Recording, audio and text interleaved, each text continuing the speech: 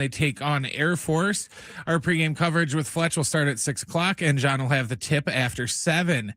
And everyone get ready. The NBA Cup final is tonight when the Spurs take on the Knicks. That starts at 5:30. As of right now, it is Knicks by 2.5, according to Vegas. And on Thursday, we get Thursday Night Football on San Diego Sports 760 when the Rams take on the Seahawks. The kick will be at 5:15 after John and Jim. Getting you all set for that drive home. Let's just start the show. Here's John and Jim.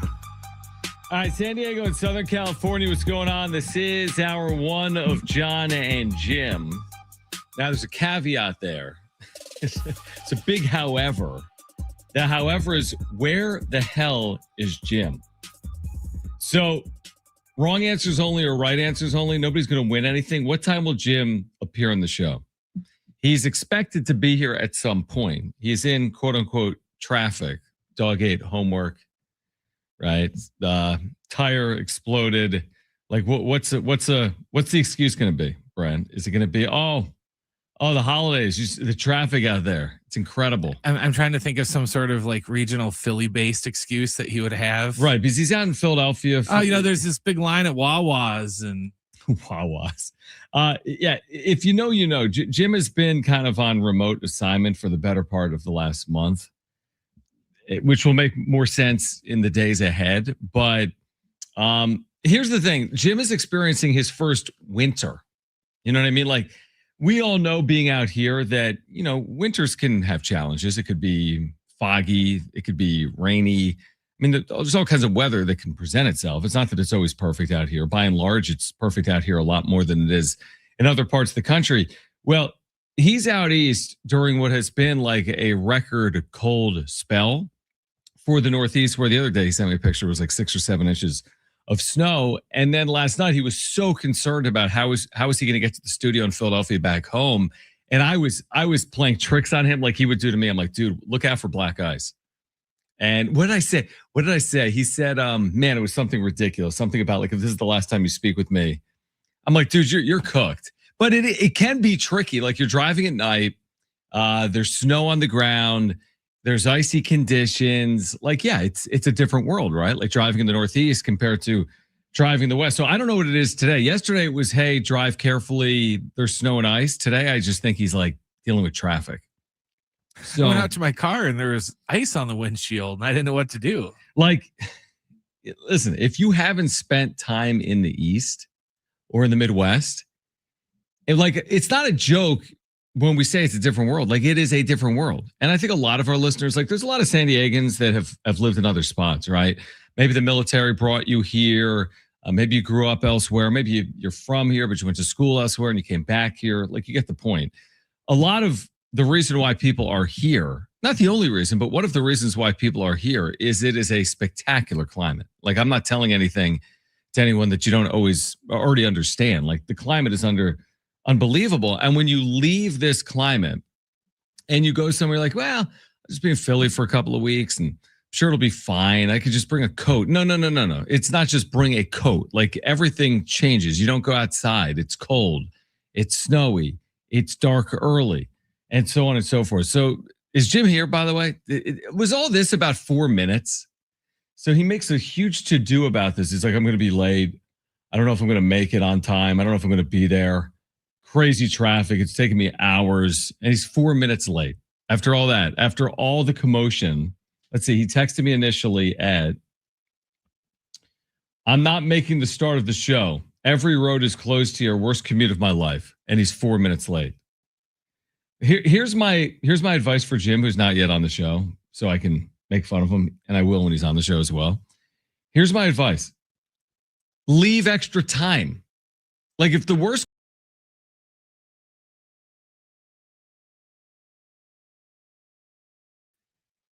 And is it really the worst commute of your life if you made it to work 4 minutes late? Remember the time I was in LA and I tried to drive to downtown San Diego for a show? And I was like 4 hours late. All right, here's the deal. Oh, here he is. No, what do you mean here's the deal? No. Here's the deal. Because I heard a little bit of this. Yeah, I would assume. Okay. Oh, he's 4 minutes late. I have an idea. Just leave earlier. Do you want to know what time I left today, Jonathan? If I was guessing, honestly, if you texted me at 12:57, I doubt you left that early. I bet you left at noon. I left at noon. Yeah, I know you did because you said I left an hour ago. So and this drive has been taking you what to get to the studio? About an hour? About an hour. And today it took you about 2. Is that right? It took me 2 hours, yes. And this is the worst commute of your life?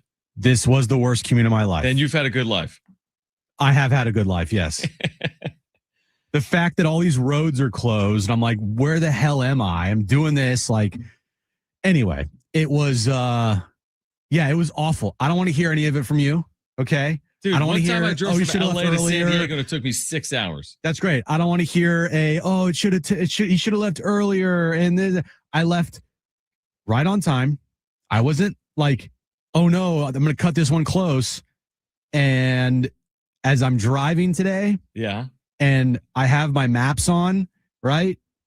Every 5 minutes it increases, right? So it's instead, you're going to show up at, 130, 140, or 140, yeah. 130. Right. First of all, I was like, we're gonna show up at 120, and then 130, and then 140. That's and all of a sudden, good. I'm like, oh, this is not going to be good.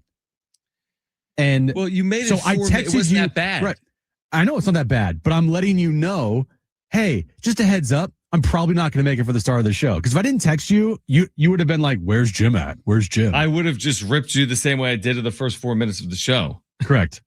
I told Jim, so he texted me, he's like, hey, I'm not even gonna make the show. Just turn around, you're fine. I got it. But like I was willing, I allowed you to punt on the entire show. I could have, and because I'm a good friend and that I'm a good co-host of you, I decided of yours. I was like, you know what, John? I'm not going to take you up on your offer. I'm going to actually continue this trek through this awful traffic.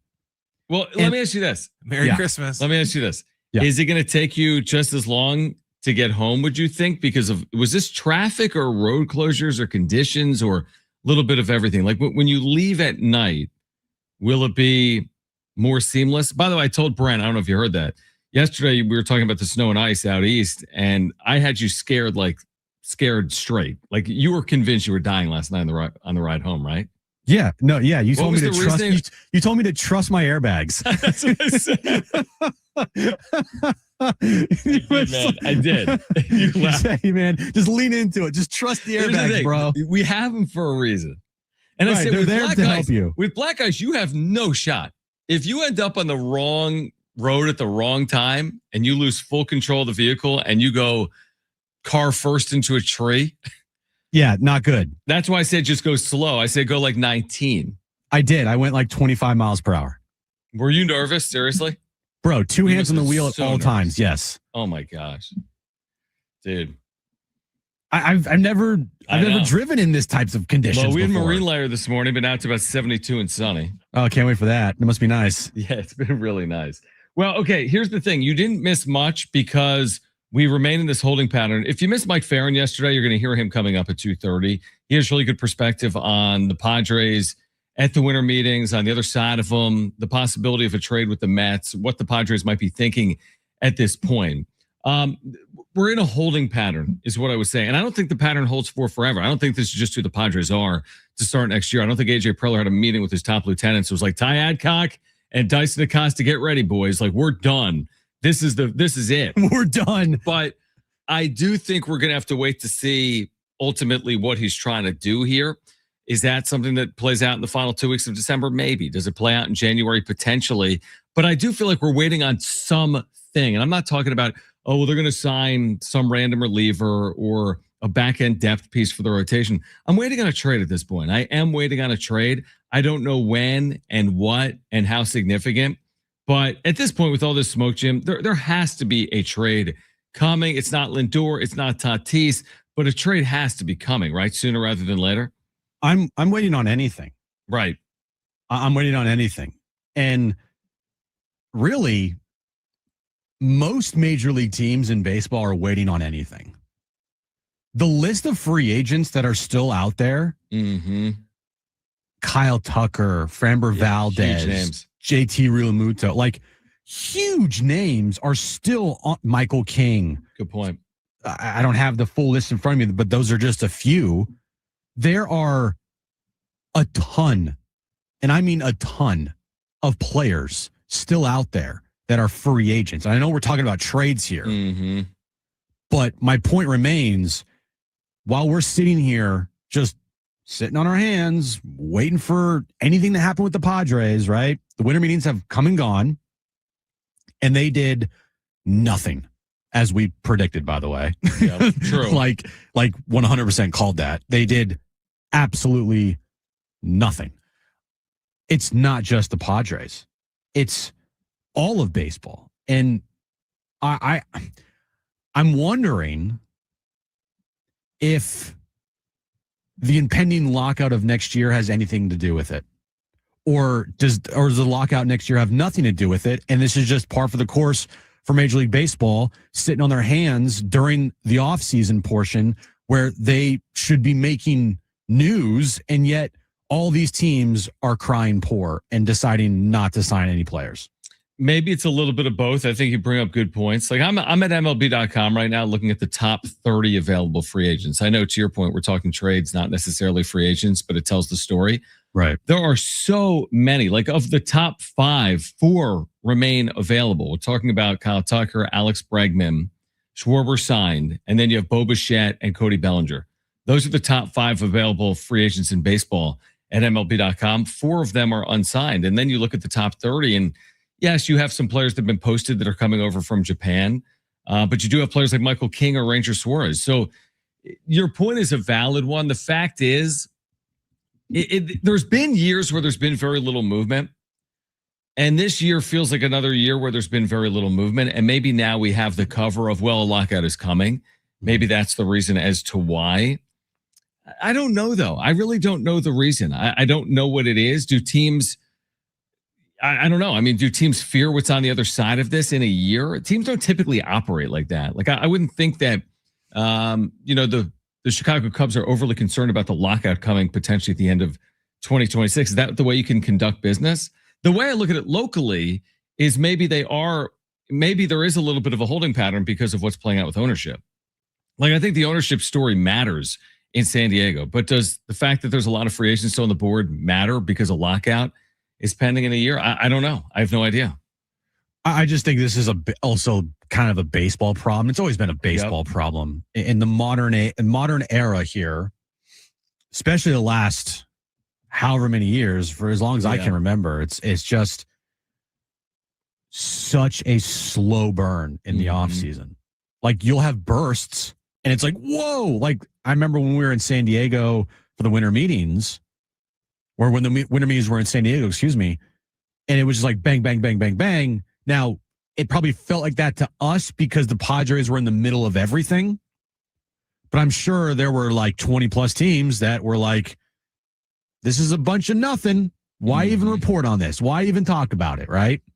It's not like you have every single team's flagship or, radio there on Radio Row. It's a very slim Radio Row. Usually it's the New York teams.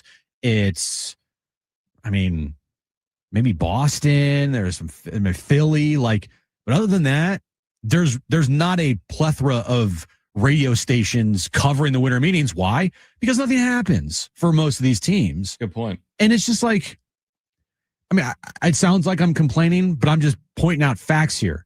The baseball offseason is one of the worst off seasons for any professional sports in the country because of how slow it is, how this thing drags out, and there's no definitive like free agency starts and everything goes crazy. Like free agency started weeks before the winter meetings, guys, and still very, very, very little activity. Here's what I want to do on the other side. We'll hear from Mike Farron coming up at 2:30 if you missed him yesterday, because I think it's a really good conversation. How many of the top 30 free agents in baseball are tied to the Padres? How many are tied to the Padres? I like this game. MLB.com.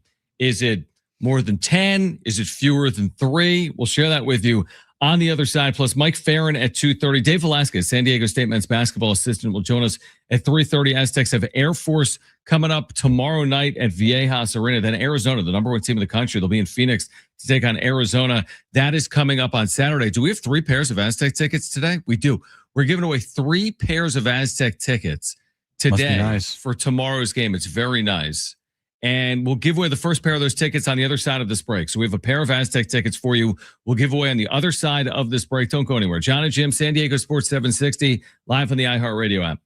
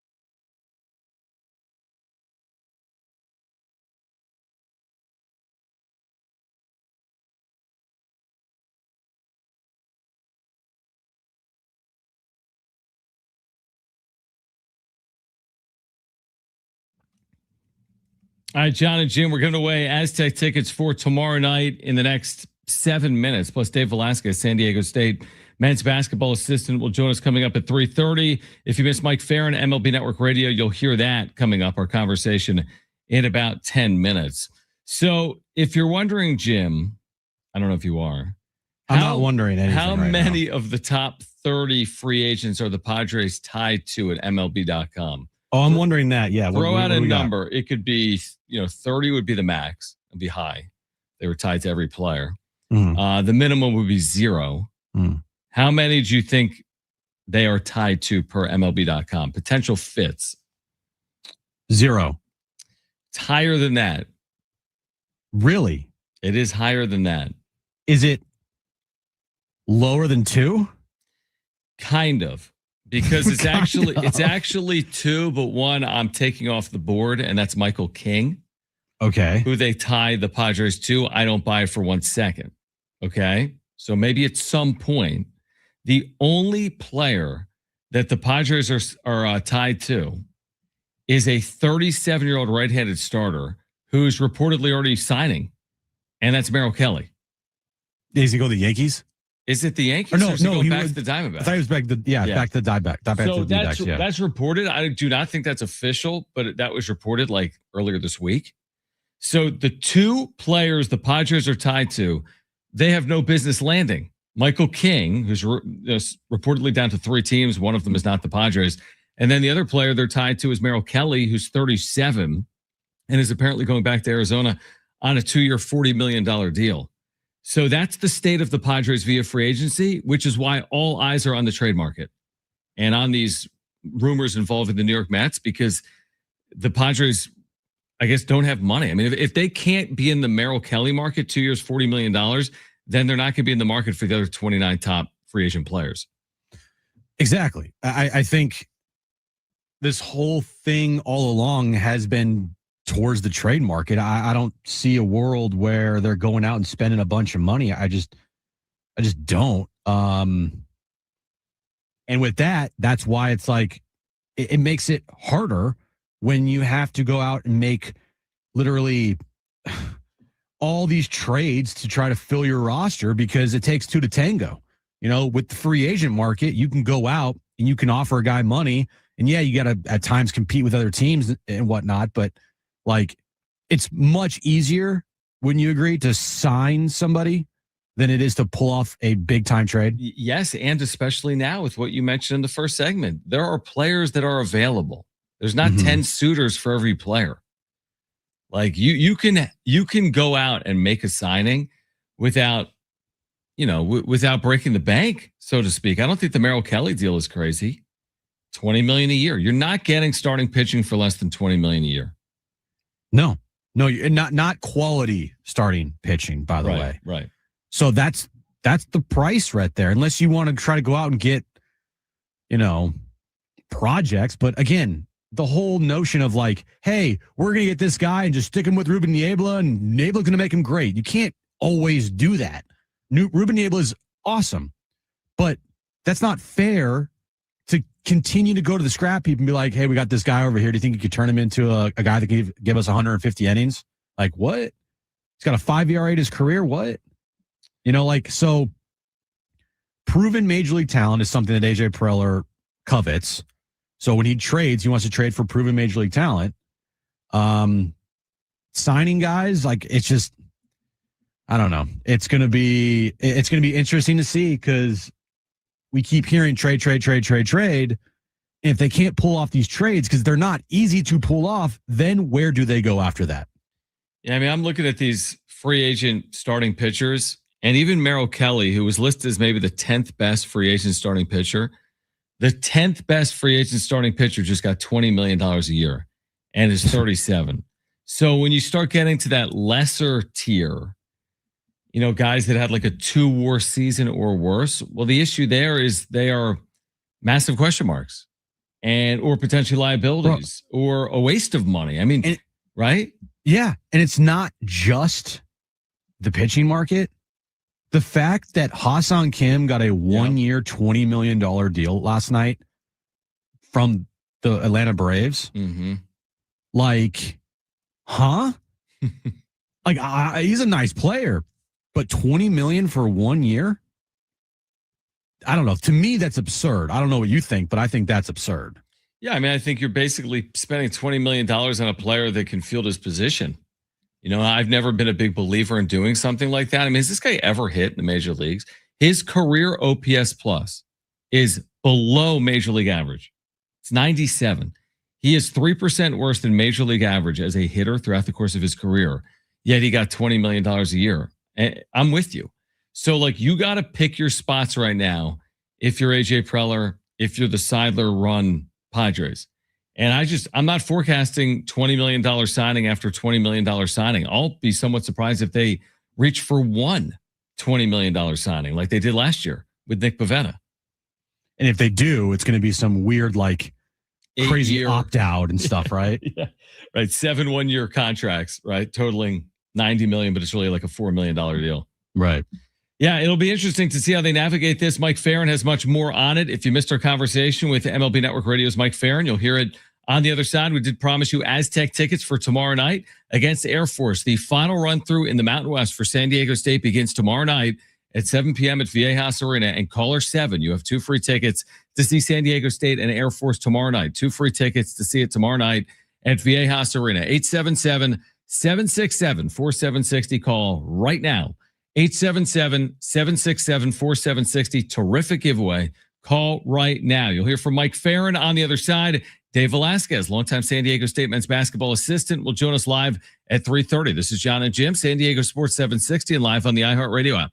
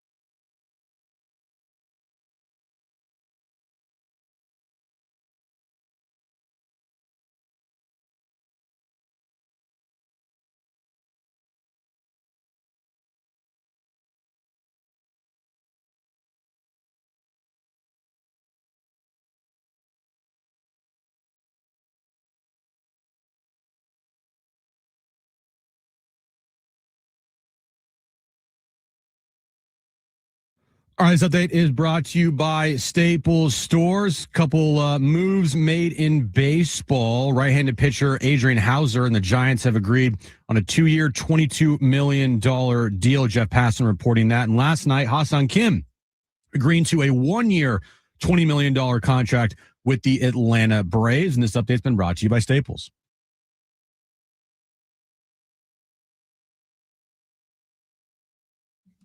All right, John and Jim, San Diego Sports 760. We've got more pairs of Aztec tickets to give away today. We also have a 4-pack of tickets to the San Diego Auto Show. Dave Velasquez, San Diego State longtime men's basketball assistant, will join us at 3:30 as well. But if you missed our conversation with Mike Farron, MLB Network Radio, a lot in here for Padres fans. We started out by asking him about last week's winter meetings. Yeah, so like from our standpoint for hosting radio shows that were great because we had everybody we needed, and we have like a car wash for basically 8 hours a day with 2 shows where we just go guest to guest to guest. From a fan perspective and an action perspective, they kind of stunk. There just wasn't anything really that went on.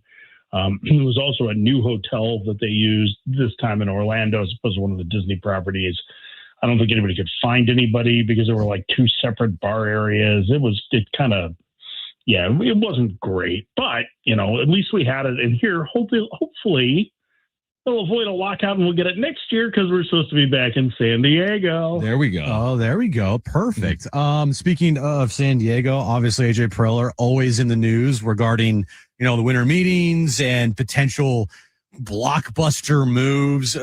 When you talk to people and you see what the Padres potentially are trying to do here, what do you make of essentially everybody being in trade discussions and the possibility the Padres and Mets could line up on a deal? What are your thoughts on the recent news about, everything that's happened with the Padres so far? Yeah, I think the Padres are trying to leave no stone unturned in how they can revamp this roster without having to dip deeper into payroll considerations. So I don't think that there's really much that's off the table. Like, I feel pretty confident that they're not going to trade Fernando Tatis Jr. and that they're not going to trade Jackson Merrill and that they're not going to trade Manny Machado. And that still leaves a lot of players that could be available. And I don't think that they really want to, leave any avenue blocked off. So I think that's where a lot of this comes from. The Mets are looking to add depth and rotation help. And I think that there are some players on shorter term deals that probably appeal to them. I think that there are probably some players that the Padres would love to have access to that are some of the young controllable starting pitchers that the Mets have. Nolan McLean isn't going to get traded, but I think Brandon Sproat and maybe even Jonah Tong makes sense. But I also think that a lot of this probably gets blown up because it's the Mets. And I think that the Padres undoubtedly are having trade talks with just about everybody because that's AJ Preller's style. So I wouldn't put a ton of stock in this yet getting done. Doesn't mean that won't happen, but I think that this kind of fits under okay, that's interesting. Both these teams are trying to find ways to reshape their roster. Maybe there is something there, but trying to complete a 1-for-1 trade is difficult enough. Trying to do something as complex as what the Padres and Mets are talking about probably doesn't happen. Although I would love to see it because we haven't had a good 7-8 player deal in a long time. Yeah, and if it happens, it could involve AJ Preller and the Padres. Mike Farron with us right now, MLB Network Radio. Just as an aside, Mike, can you put in perspective the deal that AJ Preller is on right now? He's under contract through 2026. There's been discussions apparently both ways about extending that deal. Is it abnormal or not for a general manager coming off back-to-back 90-win years, he's been here 10 plus years, to be entering the final year of a deal? Does it have any impact at all or not?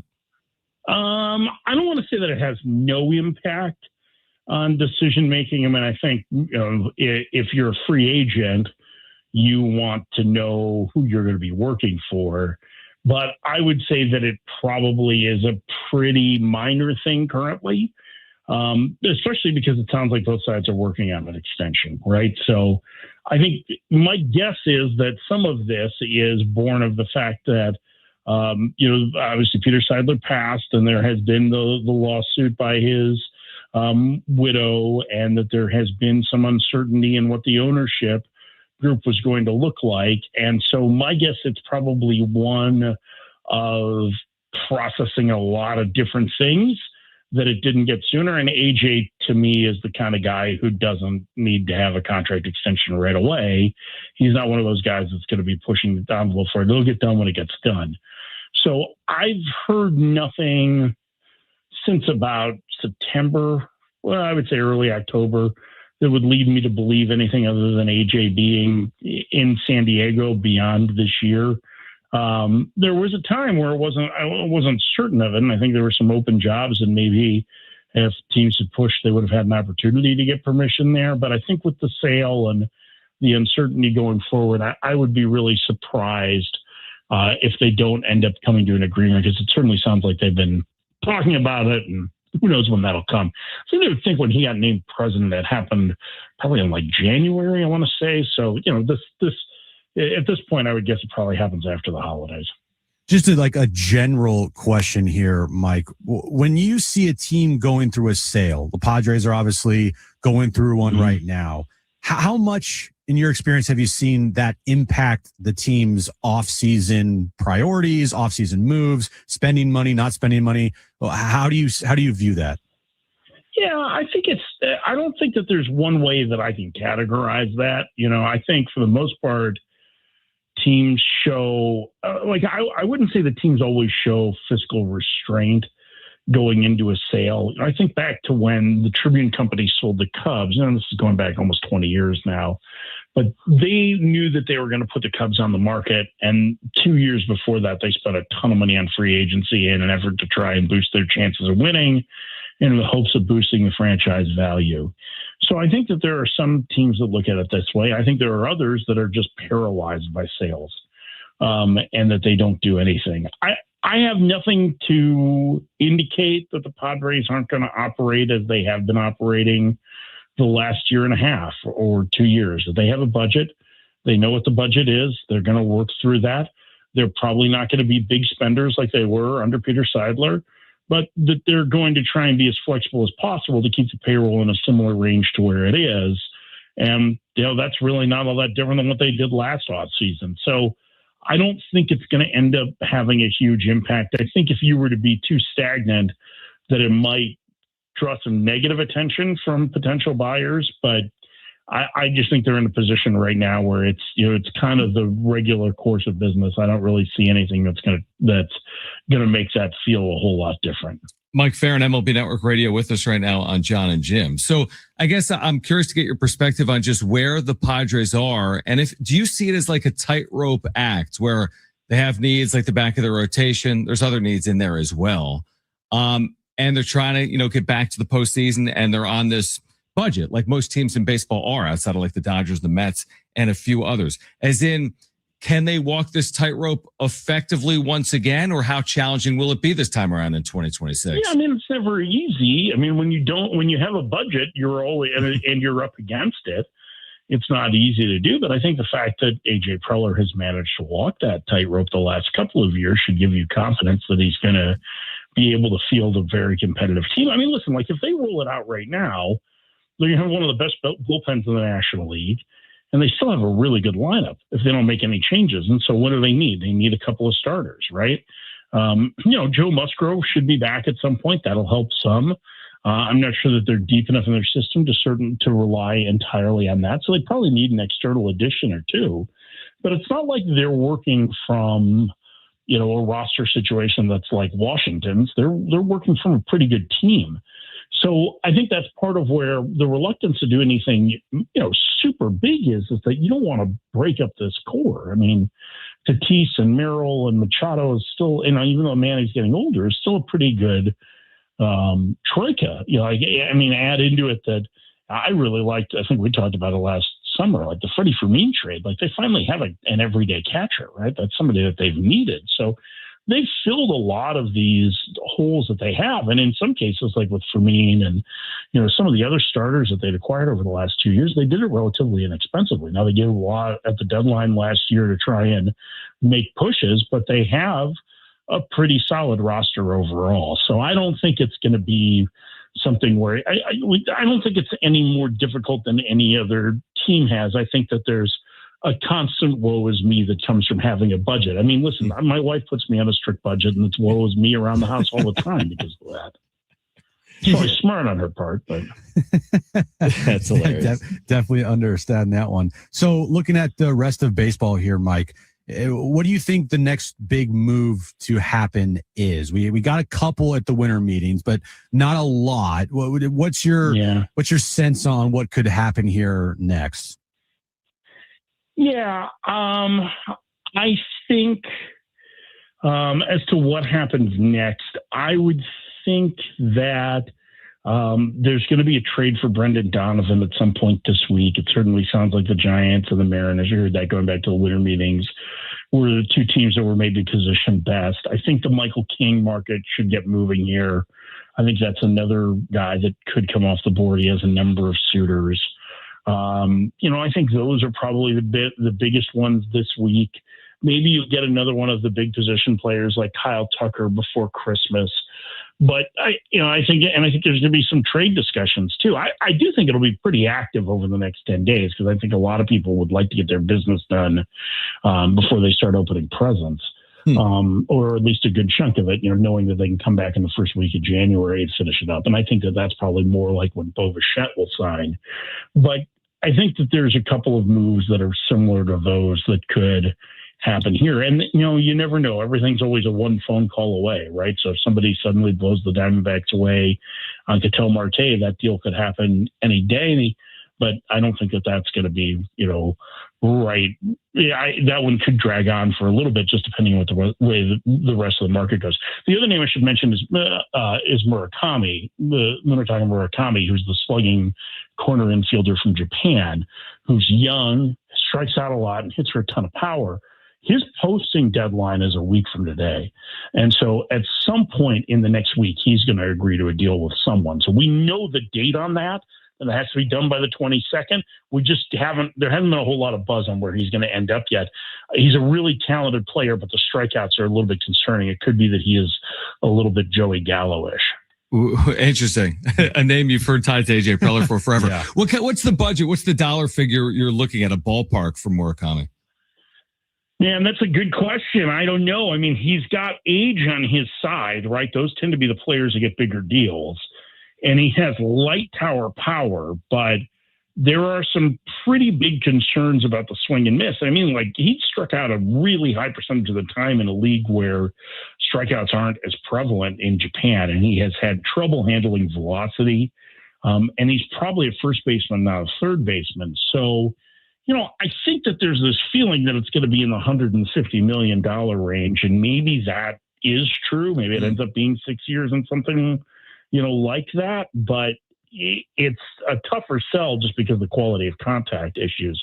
Kazuma Okamoto is the other big hitter that's coming from Japan, and he is more of a complete hitter. He's on the wrong side of the platoon. He's a right-handed hitter. He's probably a first baseman too.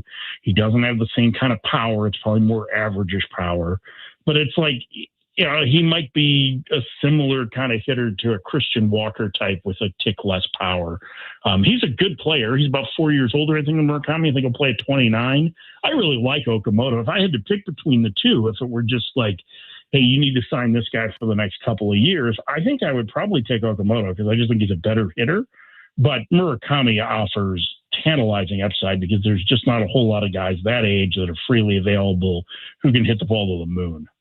Mike, love the insight. Appreciate you hopping on in San Diego. Happy holidays. Maybe under the tree will be a 7-player deal between the Padres and the Mets on Christmas Eve. You can only hope.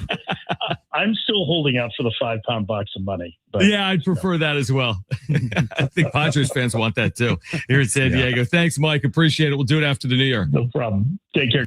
All right, great stuff with Mike Farron. We've got Dave Velasquez, San Diego State longtime men's basketball assistant, joining us live at 3:30. Plus, Tom Brady with some advice for Patrick Mahomes after ACL surgery. That's next on John and Jim, San Diego Sports 760, live on the iHeartRadio app.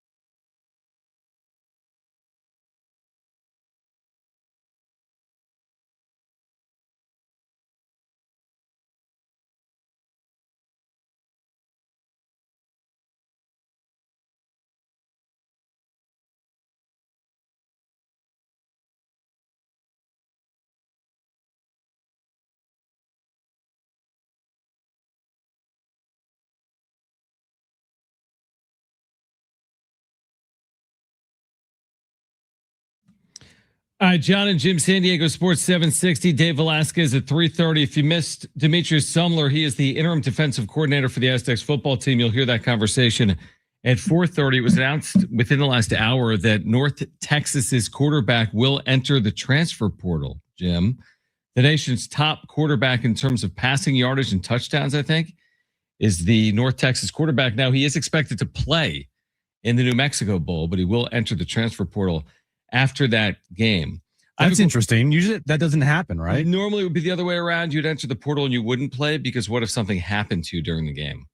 Exactly, because you want to make sure you get that money through the transfer portal through NIL. I mean, this guy's going to end up anywhere he wants. He's a redshirt freshman. He threw for 4,129 yards. Maybe he'll transfer to San Diego State. I mean, maybe he'll transfer to the NFL, truthfully, off that year. I was going to send you a video because I just searched his name in Twitter. You got to see some of the throws this guy's made this year. I'll send you a tweet. Okay. Of a couple of the throws he's made. This guy is like Patrick Mahomes, but better. Oh, perfect. Well, So- Dylan Raiola, Patrick Mahomes light enter the transfer portal as well. Saw that. I saw one of the funniest tweets like ever the other day after Patrick Mahomes tore his ACL.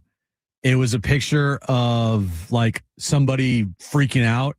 And the tweet was Dylan Raiola realizing now he has to tear his ACL because he's like, he copies everything Patrick Mahomes does. No, that's terrible. I mean, it's interesting. Like the ACL, like there's an article at masslive.com that covers like the Patriots about Brady's advice to Mahomes, and essentially paraphrasing, it is a tough road ahead, and you got to treat it like you're treating anything in football. Like you need to prepare as if you're getting ready for a season, even though you're also rehabbing. But I'm thinking about this, like the ACL in football.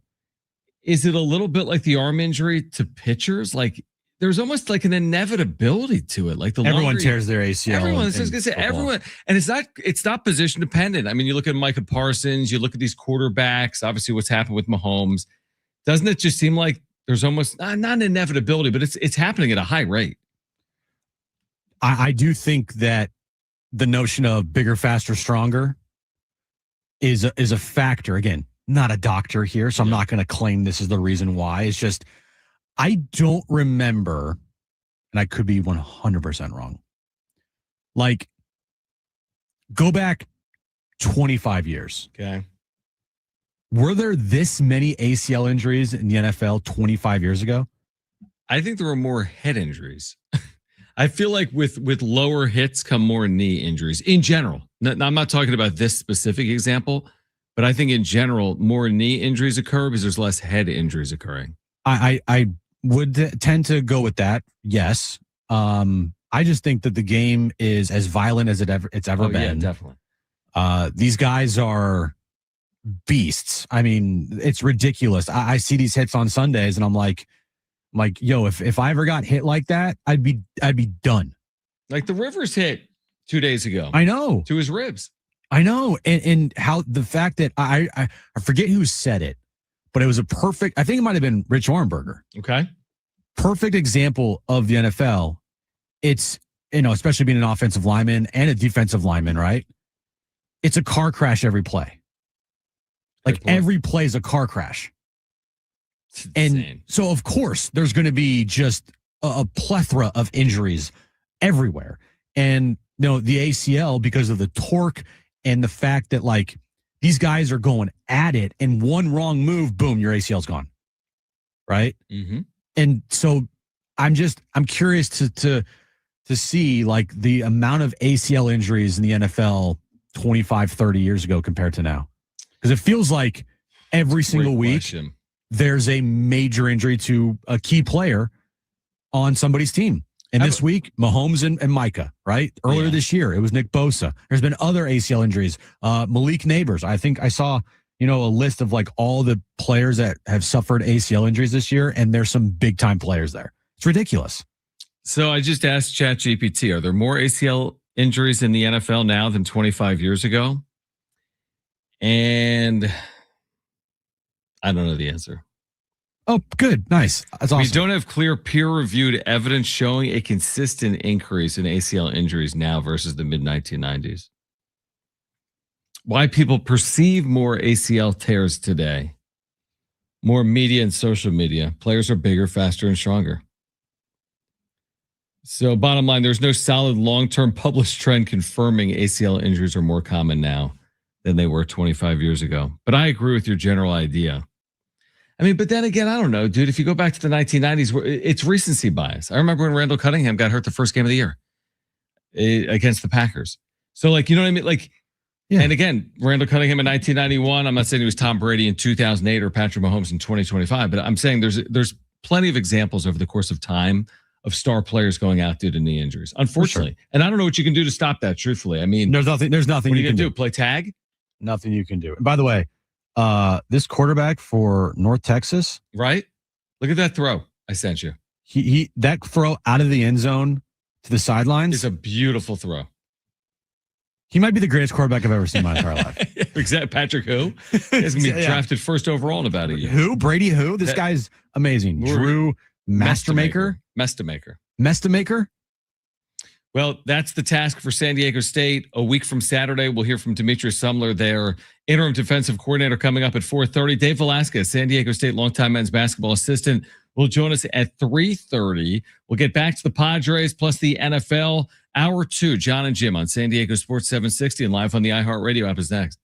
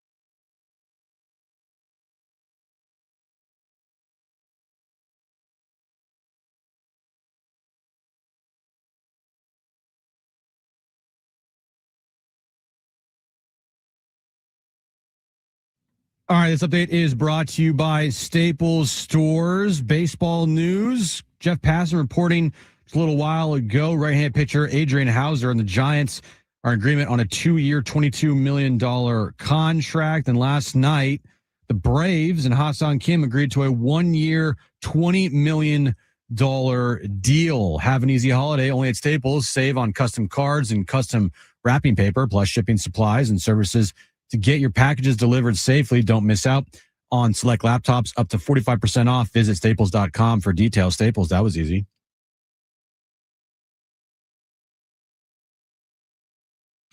It's John and Jim. Let's face it, in your particular field, you're the top minds. Your favorite pair. Interesting job you guys have. Very smart and very modern. They are John and Jim. That's all you need to know about me. Congrats to SDSU cornerback Chris Johnson, the second-team All-American. And are the Padres on the verge of something huge? Now live from the studios of San Diego Sports 760, it's John and Jim. All right, San Diego and Southern California, what's going on? This is hour 2 of John and Jim. We are with you until 6 p.m. We've got great giveaways for you over the course of the next couple of hours. We have 2 pairs to still give away for San Diego State's men's basketball game coming up tomorrow night against Air Force. We'll give one of those pairs away after we talk with San Diego State assistant coach Dave Velasquez coming up at 3:30. We also have a 4-pack of tickets to give away to the San Diego Auto Show, and we'll do that here today. So a lot to get to. We're going to hear from Jim Bowden, MLB Network Radio, coming up with a really dumb take that's been circulating on the internet. You'll hear that from him shortly. My question for you is this, Jim, before we hear from Jim Bowden. Okay, what do you got? I'm waiting for the question. My question is this.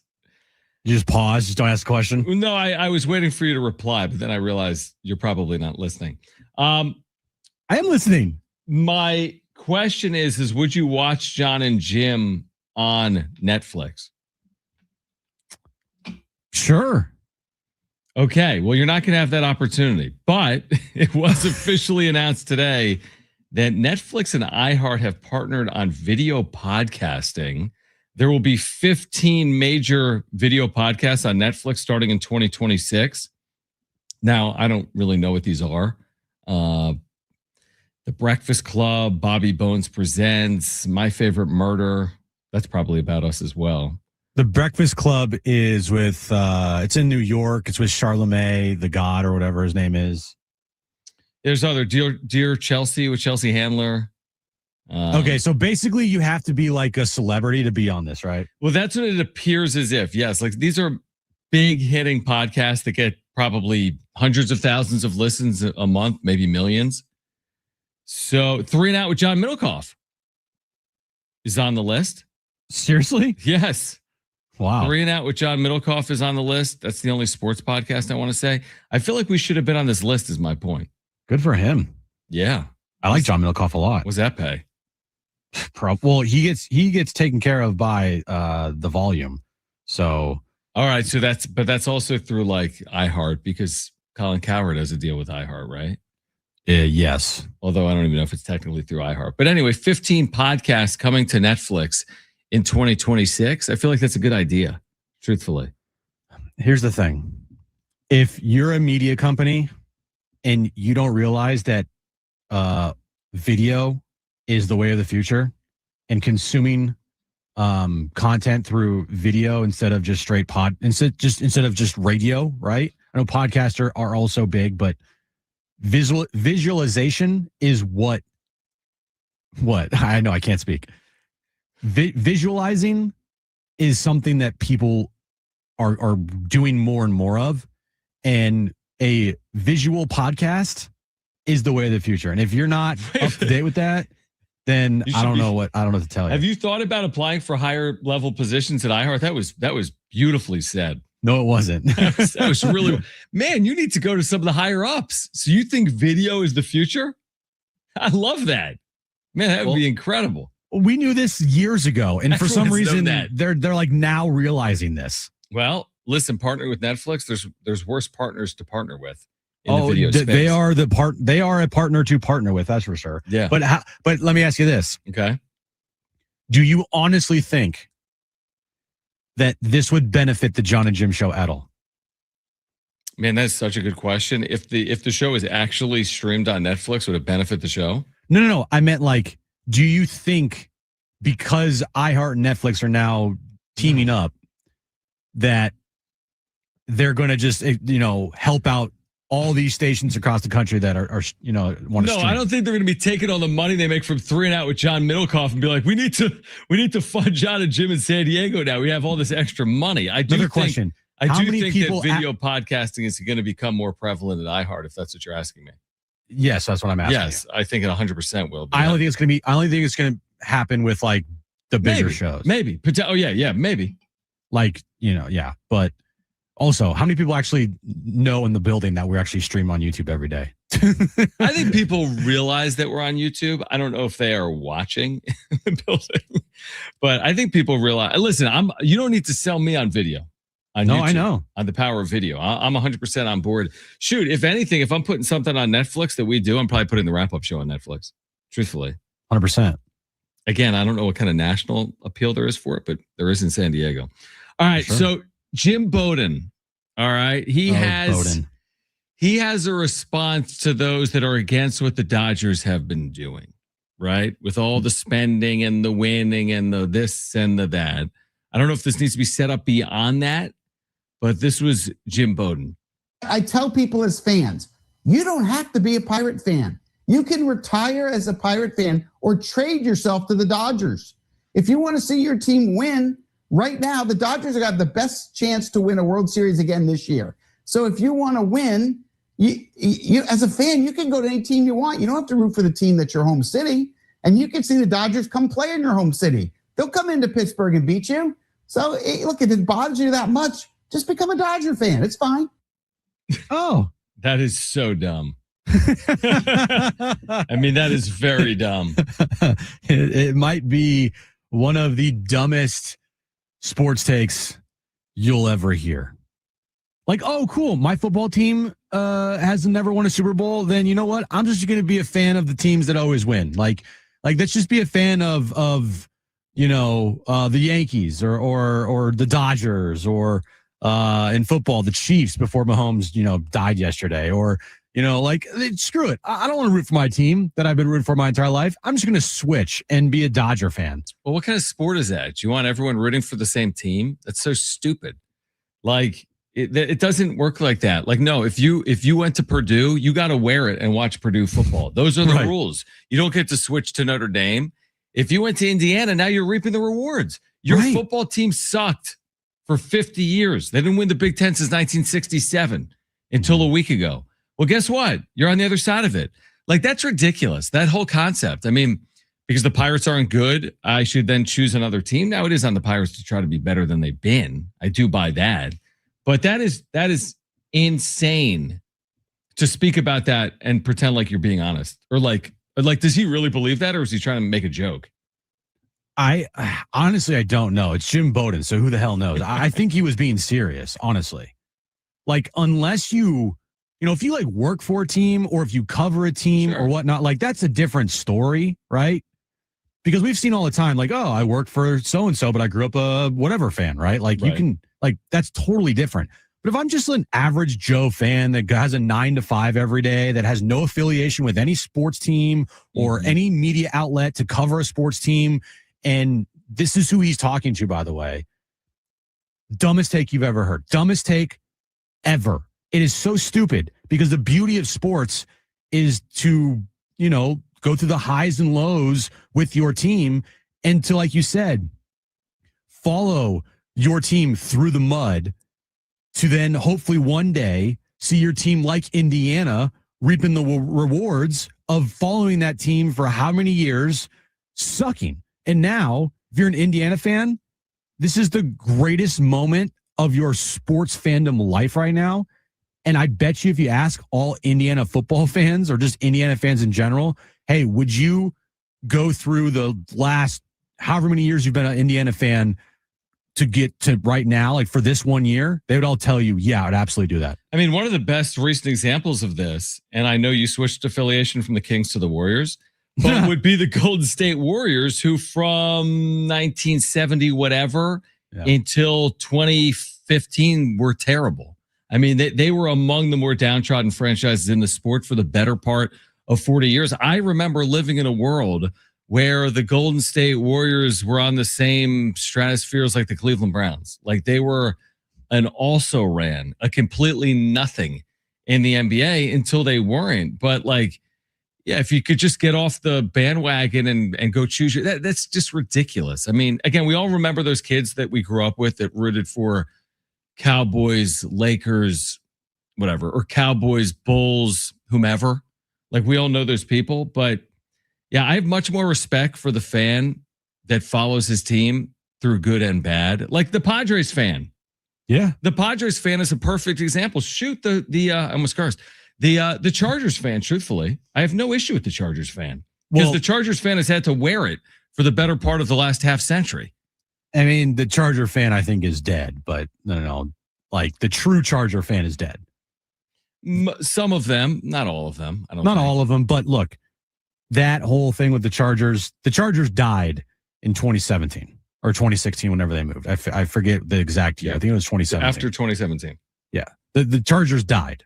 Okay, they then were reborn as the LA football team that currently has a really hard time generating interest in LA. Still. So are you more of a proponent? That's an interesting dichotomy then. Are you more a fan of a Chargers fan leaving the Chargers for another team? Or do you respect more a Chargers fan sticking with the Chargers because it's actually that much harder to have done since the 2016 season? No, I gravitate and I guess respect, I guess whatever you want to call it, the Charger fan that left the Chargers when they left San Diego. So more of the Jim Bowden. No, because this is different. It's not like the Pirates are leaving Pittsburgh and then Pirates fans are like, screw this, I'll be a Dodger fan now. Like that's when you're a diehard Charger fan, San Diego Charger fan through and through, and the Chargers give all San Diego fans the middle finger and turn their back on them and go to LA. I am totally good with if you're a Charger fan and you leave that team, 100%. Are you good with someone staying with the team? To each their own. I would have done what I think most Charger fans did, which is also turn my back on the Chargers if I was ever a Charger fan. Tell them F you and just move on. And I don't know how there are some Charger fans out there, former San Diego Charger fans that don't even really watch football anymore. Sure. Like they just don't want to watch football. And I totally get it. I don't know how that feels because I've never been a Charger fan. Right. So yeah, I mean, it's again, there's probably some Charger fans that never have lived in San Diego, or at least have lived in San Diego, but then moved away and they've been away for a long time. And then moving has no effect on them because it's like, I didn't go to Qualcomm every Sunday or whatnot, but like there's a lot of fans that went to Qualcomm every Sunday and that got ripped away from them because the owner is a greedy a-hole. I would love to know what percent of people that were diehard Charger fans are still diehard Charger fans. We'll never know the answer to that. Is it 10% or 90%? It's probably somewhere in between. To the point that Jim Bowden made, it's a ridiculous point. Like, oh, you can't keep up with the Dodgers, just join them. That is not a good life lesson. I'm just saying in general terms, that is not a good life lesson. So I completely disagree with it. And it's on the heels of what Joel Klatt said yesterday, which is like group of 5 teams in the playoff is bad for football. Okay. Interesting life lesson. Like, okay, if you can't play at Ohio State, then, okay. If Ohio State isn't winning the national championship, then it doesn't matter to me. All right, we can continue the conversation on the other side. Plus at 3:30, Dave Velasquez, San Diego State longtime men's basketball assistant. He will join us live. Aztecs getting ready for Air Force. We'll give away tickets coming up later this hour. If you missed Demetrius Sumler, San Diego State's interim defensive coordinator, you'll hear a conversation coming up at 4:30. This is John and Jim, San Diego Sports 760 live on the iHeartRadio app.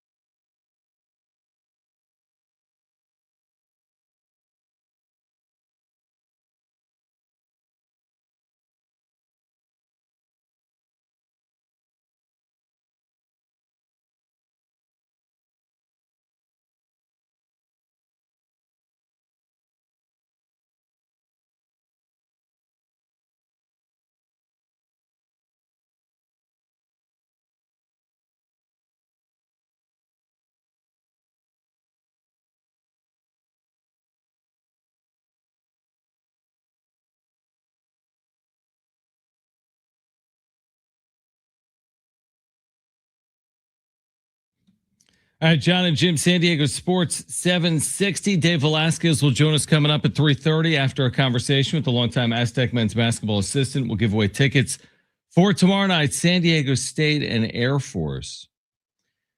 Dare I bring up a text message off the text line? You probably can't even get in the text line, can you? What are you talking about? Of course I can. It's I can do everything, John. It's changed. Oh. Like in terms of you have to have like the authentication method has changed. That's why I ask. Oh, you're right. What is it? Well, you can't. I mean, I have no idea. It's like different based on your account. I have no idea. It's individual. It's individual. Well, that's stupid. So it goes straight to like my phone or whatever. But anyway, I can't. On the text line, that's why I asked. 619. Dare I open this can of worms? I'm going to do it. It's a 4-hour show. Jim, how do you wrap your head around the Niners playing in a different city than San Francisco? Them keeping the name San Francisco 49ers is enough for you? LMAO. So when I asked Giants fans and Jets fans, they play in New Jersey and not New York. Now, they've always played there. Okay. What about,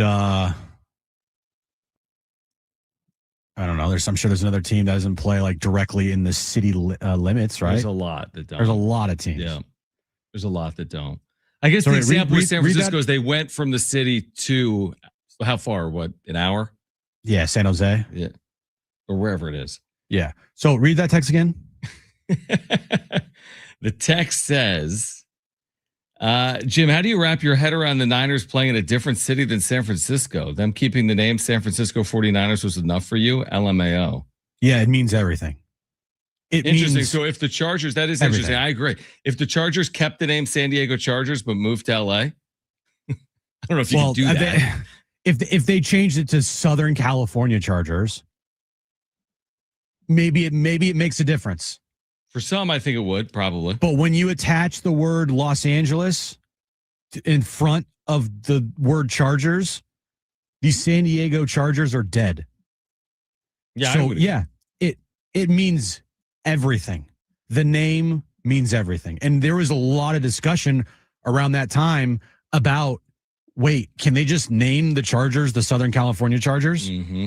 Maybe that will help keep the San Diego fans while also trying to breed new LA fans, because you're not labeling the team as a Los Angeles based team. You're labeling it as all of Southern California, right? You're expanding. I think that would have made a world of difference. Now, I do think that a lot of fans would still say peace out FU, and they have the right to do that. And I probably would be in agreement with them. But I also do think that there would be a lot of fans that said peace out bye FU, that because if the Chargers, had their name be the Southern California Chargers, they would be still fans of that team. So the name means everything, texter. Not just the name, they're also in the city of Los Angeles. You can't get beyond that. I get it. I get it. Yeah. If the Buffalo Bills move to New York City, it's the same state, for example, they're no longer the Buffalo Bills. Like, I don't care if you're going to keep the name the Buffalo Bills. I mean, shoot, if Buffalo moved to Toronto, they did that 1 year or a couple of years. They played half their games in Toronto. Remember when Green Bay played half their games in Milwaukee? And by the way, and it's different because they're rival cities also. Yeah. And by the way, this texter who thinks that they like owned you, are getting me on this. So the Niners moving to San Jose is not even comparable to the Chargers moving to Los Angeles. San Jose is a part of Northern California.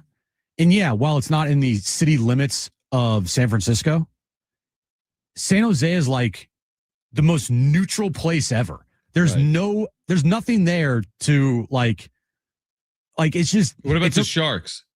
Yeah, exactly. The Sharks are in San Jose. And so I just think that's a dumb argument that Texter's trying to use on me. Are the Niners in San Jose? Or no, yeah. They're close to San Jose. Okay, yeah. Close to San Jose. Gotcha. Yeah.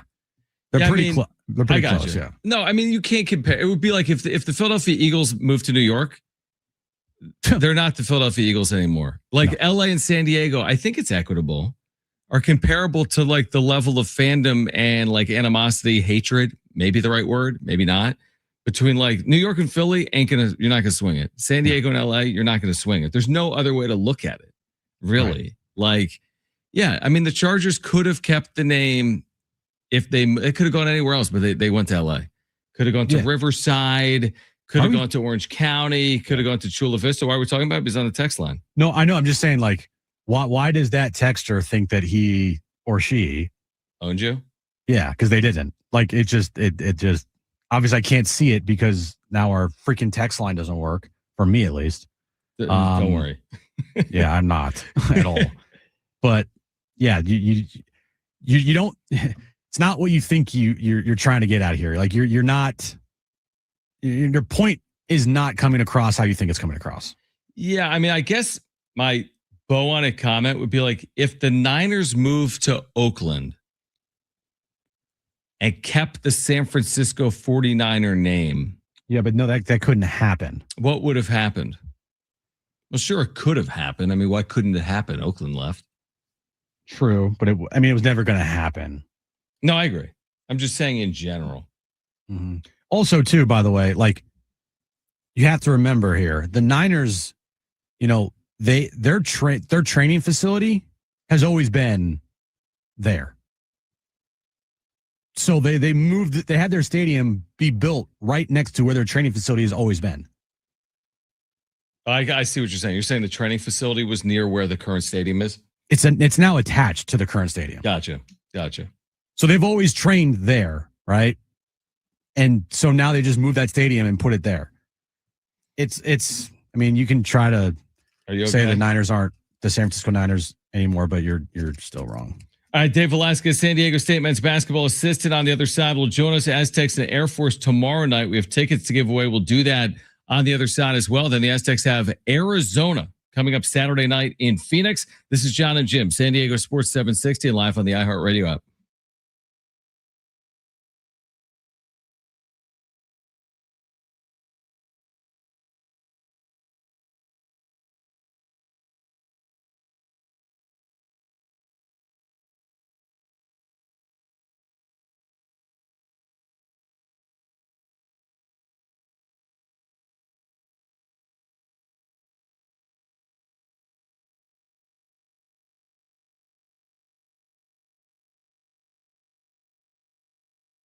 Right, hey guys, it is John and Jim again for the all-new Jamul Casino Resort, the Players Place. It is now open, the hotel and spa at Jamul.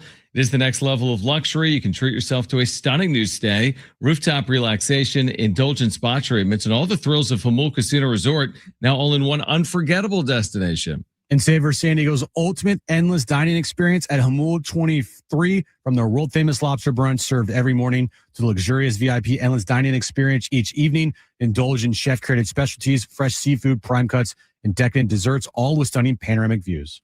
You're going to love the spa. It is now open at Jamul. You can unwind in style, experience pure relaxation with indulgent treatments, serene spaces, and a retreat designed to refresh your body and mind. Only at Jamul Casino Resort, the Players Place.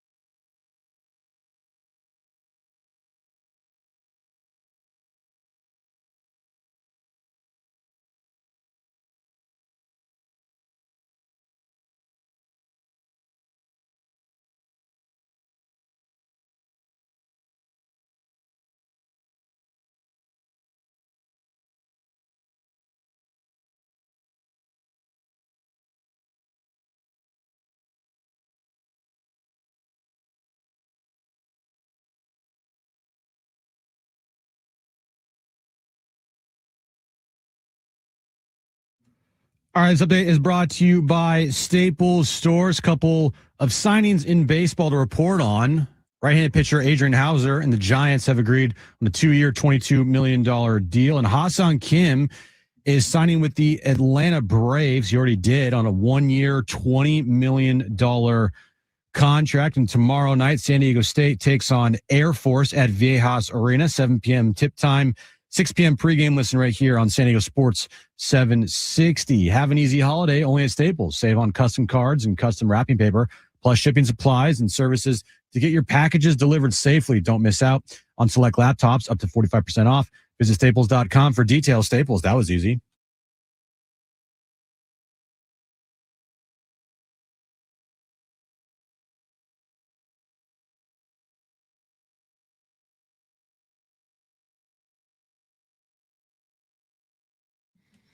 All right, so Jim just mentioned it. Tomorrow night, San Diego State and Air Force at Viejas with pregame coverage at 6 p.m. Of course, you're going to hear it right here on San Diego Sports 760. We have a pair of tickets to give away for that game. We'll do it after our conversation with Aztec men's basketball assistant Dave Velasquez. Back with us right now on John and Jim. So, Coach, as always, we appreciate it. Getting ready for Air Force tomorrow, coming off a back-to-back really good defensive efforts in the last 2 games against Lamar and Utah Valley. How do you feel about the progress in general? First of all, thanks for hopping on. Secondly, how do you feel about the progress you're making specifically on the defensive side? First off, John, appreciate you having me as always. And yeah, I mean, we're making strides on that end of the ball. You know, I think it's taken us time to get back to where, you know, we'd like to be defensively. And I think some guys with their injuries and not having enough time to get into a rhythm just because of everything that they were going through. I feel like now we're getting into more of a rhythm at practice, which allows you to then play better in games. And I feel like since we got back from Vegas, I feel like our practices have really done a much better job of having a focus on getting better defensively and taking more of a stand, taking more pride, having back the San Diego State mentality. That's defense wins championships, and that's where we're at, right? We're trying to get to right now, and we're growing towards that every day. So Air Force tomorrow night, and then this upcoming weekend, you're facing the number 1 team in the nation in Arizona. You know, how easy or how difficult is it to keep your team on track here to make sure you don't look past Air Force tomorrow night, that you stay on the course here and make sure that you guys don't, you know, look ahead towards, you know, Arizona this upcoming weekend? You know, one of the things is we're trying to win them out west. And the other thing is, that last time we played Air Force at their place, it took a game-winning basket. So there's not like, to me, it's one of those things where our guys have to understand, and I think they have done a great job of locking in on the scout. We've had, you know, since we practiced Friday, Saturday, now Monday, Tuesday, getting ready for Air Force, and our guys have done a good job in film, did a good job on their preparation so far. And there's obviously they're going to be looking forward to playing the number 1 team in the country. I don't think there's any doubt about it. I mean, it's the same thing when you talk about, you know, you're going to conference and you got a game, and then you might be playing the first place team that weekend, and you can't ever overlook it. And I just feel like, you know, that's part of having older guys and guys that have been in the program that understand, especially in league and even out of league, but especially in league, every game is important. And if we're trying to win them out west, we got to start tomorrow on the right foot. San Diego State and Air Force tomorrow night. Again, we have a pair of tickets. We'll give them away in about 10 minutes. So BJ Davis has just had an unbelievable start to his year coming off the bench for the Aztecs. What has impressed you most about the way he has embraced his role and, you know, played his best basketball in it? His just ability to just, you know, stay aggressive and get to it right away off the bench. A lot of times for guys, it takes them a while to kind of get into the groove and the rhythm of a game. And for BJ, you know, he comes in with the mindset of a scorer's mentality of playing downhill, of putting pressure on the defense. And then when we score, he picks up that ball 94 feet, and he's just been able to really lose himself in the competition of the game, which is what you need, you know, want every player to do, which is just come out there, make the absolute most of your minutes. And it's been interesting to see how consistent he's been in doing that off the bench, you know, and everybody has a different role for our team, but for his role to be that consistent so far, and we got to continue to try to keep him that way. It's been impressive, and we're going to try to do everything we can to keep BJ in that same mindset and mentality when he steps on that floor. Inserting LZ Harrington into the starting lineup for you guys, how has that been, and how do you think he's handled, being put into that starter role? It's been good. I mean, for us, for LZ, he earned that spot in terms of when he coming in and as the point guard when he was coming off the bench, and he's done a good job of continue to stay who he is. And obviously, if you're playing the point guard spot, it's a lot like a quarterback in football. You're driving the bus. So you're not just responsible for your own play, but you also have a lot of responsibility for his teammates. And, I told him the other day, every game writes a different story. And every, sometimes it's foul trouble. Sometimes it's, maybe the other team's doing something that's making you uncomfortable, but every game has this different story. You just got to stay the course, continue to learn. He's a freshman. He's a freshman playing around a bunch of guys that have had a lot of time out there. But for what he's doing as a true freshman, not a redshirt freshman, he hasn't been in college very long, but for him to come in and do what he's done, he's shooting the ball so well from the field right now. And, he's going to continue to get better at that point guard spot. And we have a lot of faith that his best basketball is in front of him. Dave Velasquez, San Diego State men's basketball assistant, with us right now on John and Jim. Again, we'll give away Aztec tickets in the next handful of minutes for tomorrow night. We've touched on this. You've talked about it ad nauseum all year and off season. The depth. And right now, I think the Aztecs are averaging 42.5 bench points per game, which is insane. It's one of the top totals in America. Can you speak to the complexities, though, like the benefits of the depth, but also the challenges of the depth right now and moving forward? Yeah, I mean, I think there's both. I think that's fair to say at this point. I mean, I think when you look across box scores across the country, you don't find 11 guys consistently playing, close to double-digit minutes every single game. And the hardest part is, and this is where you got to give them all a chance in that first half. And then as that goes, that's when Coach Dutcher can not necessarily shorten, but kind of go with guys a little bit longer. And what ends up happening is those first guys, some of them might have been playing pretty well or might need to play longer. But if you're being honest and giving everybody, who's earned the right going into that game opportunity to play, it sometimes can get in the way of some of the other guys that might be out there playing. Now, it's something we're continuing to manage. It's something that we're continuing to look at.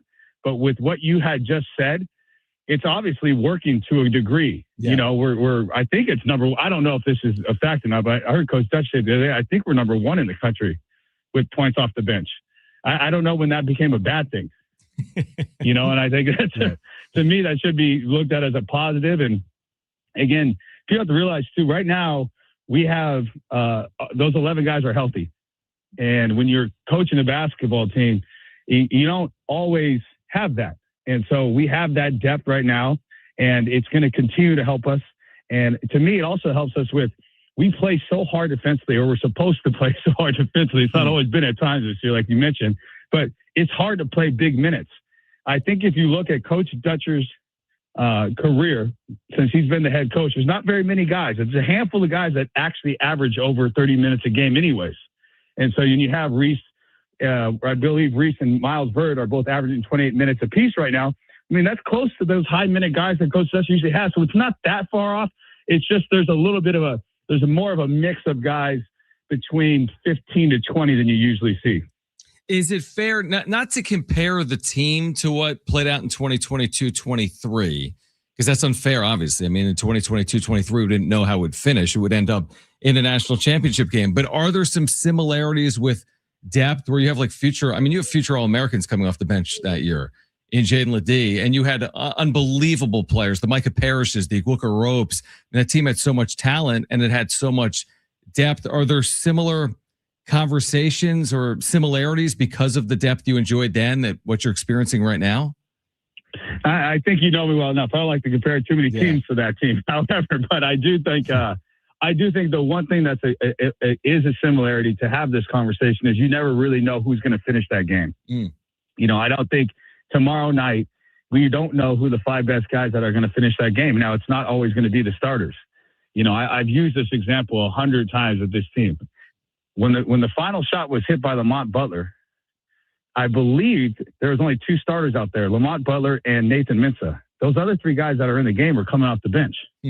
So to me, it's, that's where the depth really helps you in terms of that night, that game, that team, whatever, those 5 guys, that finished the game, it could be different almost every single game. And I think if you look at that NCAA tournament run, I think it was different for every single game almost, in terms of who the 5 guys have finished. So in terms of, we don't know which guys are going to probably finish the game, which I think is a good thing. I think our depth it's really going to help us out. As the Mountain West Conference schedule is grueling. I mean, it just is, and we're not even close to there. It's like, with this 1 game a week thing, and the 9-day break early in the year, it just hasn't felt like we're just getting game after game after game. I mean, we're 6 days removed from our last game, still talking about it. And then moving forward, in our next 6 days, we'll play 3 games. We'll play Wednesday, Saturday, Monday. And so I just think, as the season goes and games pick up and things happen, I think our depth will be a huge strength for us. Reese, so far this year, he's played well, and there's some times that he's struggled a little bit. How difficult is it to return after a full year off and then to be expected to go out there and be that same player right away, that you were before the injury that he had last year? Yeah, I mean, I think what he's done is, you just kind of feel the ebbs and flows of a little bit of a coming back from injury, in terms of some nights are good and some nights aren't as great. But you just have to continue to trust the process and continue to put your head down and work. And the thing that Reese has coming for him that's a little different than most people is when he goes on the scouting report, I mean, he's known as the one guy you don't let them get going. Don't let Reese Waters start to get comfortable. So the scouting report's to not let him get going. And there's, there has to be times and ways for him to somehow find a way to get in rhythm when the other team's entire scouting report is don't even let him catch the ball. I mean, he's already had 2 games this year where it felt like he was just denied all over the floor and just, hey, let the other guys beat you. Well, as time goes, I'm not sure if that's the best scouting report for our team, as we just talked about the bench points and the firepower from other places because of the depth. And so it'll be interesting to see how teams scout Reese. I think that has a lot to do with it. But Reese is a guy, he's one of those guys when you're around him every day and you see how good he is at practice every day. Like, this is going to be a great sigh of relief. We're going to feel so happy for him when it happens because we know it will happen. He'll start to get into a rhythm and he'll start to shoot the ball better. And, with saying all that, his shooting numbers are actually they're okay. They're not where we want them to be, but they're nowhere near as bad as they could be. Let's just put it that way. Dave Velasquez is with us right now. One more from me, Coach, before you go. We're not going to talk to you before Arizona, so I need to ask you about Arizona. Yep. I mean, this team's undefeated.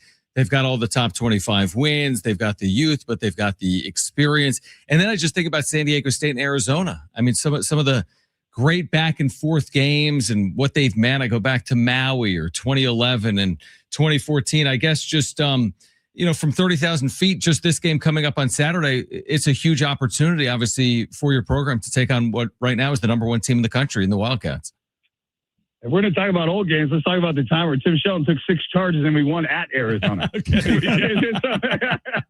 been some exciting basketball played against with both teams, and they're no different than they've always been. And it's gonna, they're going to be super talented, and they're really good offensively, and they play really hard defensively, and they have talent all across the board. And it's one of those games as a coach, you get so excited to play almost because you know how locked in and how excited and how, at that shoot around, you got to almost calm your guys down a little bit, and say, hey, let's we got a game tonight.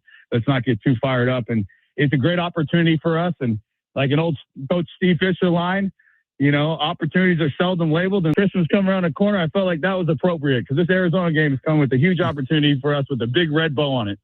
What year was that, by the way? The Tim Shelton 6 charge game? Oh, I want to say 2009, maybe. I was just kidding. 2008, 9? Yeah, okay, before my time. But 2000, you say he took 6 charges? He took 6 charges in 1 game at Arizona, and we won that game at Arizona. It was a heck of a win for us. All right, that means caller 6. You have 2 free tickets for tomorrow's game against Air Force at Viejas Arena. 877-767-4760. Hey, guys, we got to talk on one thing. Yeah. The San Francisco 49ers, and I grew up there. When I grew up in Sunnyvale, which is they're not in San Jose, by the way, they're in Santa Clara. The San Francisco 49ers, you don't sit in Santa Clara. I mean, you don't sit in San Diego and say, hey, I'm going to go grab dinner tonight in LA. When you grow up in Santa Clara or San Jose or Sunnyvale, sometimes you go see the Christmas lights in San Francisco. It's just all one big area to us up in the Bay Area. And if they went to Oakland, maybe they're still called the San Francisco 49ers, to be honest with you. To me, we're talking apples and oranges. You've never LA and San Diego are two different things. Santa Clara and San Francisco are about the same. There you go, Exactly. Jim. That's in Jim's defense. That's well said. It's the same thing. It's not. Got your back, Jim. Here's the Thank thing. you. It's the same thing. Do you have 4 hours a day, Dave? Do you want to work on the show? 2 to 6? He's got more important things to do. I appreciate you guys. Thanks, Coach. Dave Velasquez. We'll see you tomorrow night. Dave Velasquez here with us on John and Jim. Again, 877-767-4760 if you want 2 free tickets for tomorrow night. Aztecs and the Air Force Academy. The wrap coming up at 4 p.m. with John and Jim.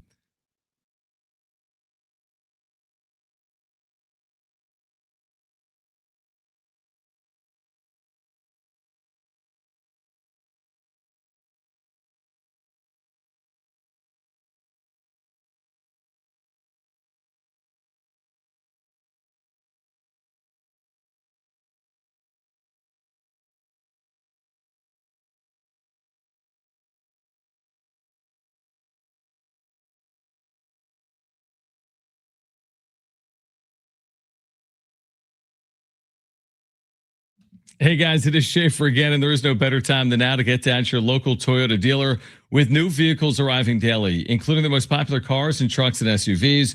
So whatever kind of vehicle you're looking for, you can hurry into your Toyota dealer today, or make sure to head to Toyota.com. If you're looking for a great deal on a new Toyota, there you can check out all the latest offers and search inventory. Finding the Toyota that's just right for you starts at Toyota.com. Toyota's Beyond Zero lineup of electrified vehicles helps to create a greener planet. Toyota's Beyond Zero lineup supports a greener planet with a wide range of electrified vehicles, including hybrids and plug-in hybrids and fully electric vehicles, or take each day further than you thought possible in a new Camry with its stylish looks that'll make an impression wherever you go. See your Toyota dealer today and discover what makes Camry legendary. There's no better time than now to get down to your local Toyota dealer. Get your local Toyota dealer today or Toyota.com. That's Toyota.com. Your Toyota dealers, we make it easy.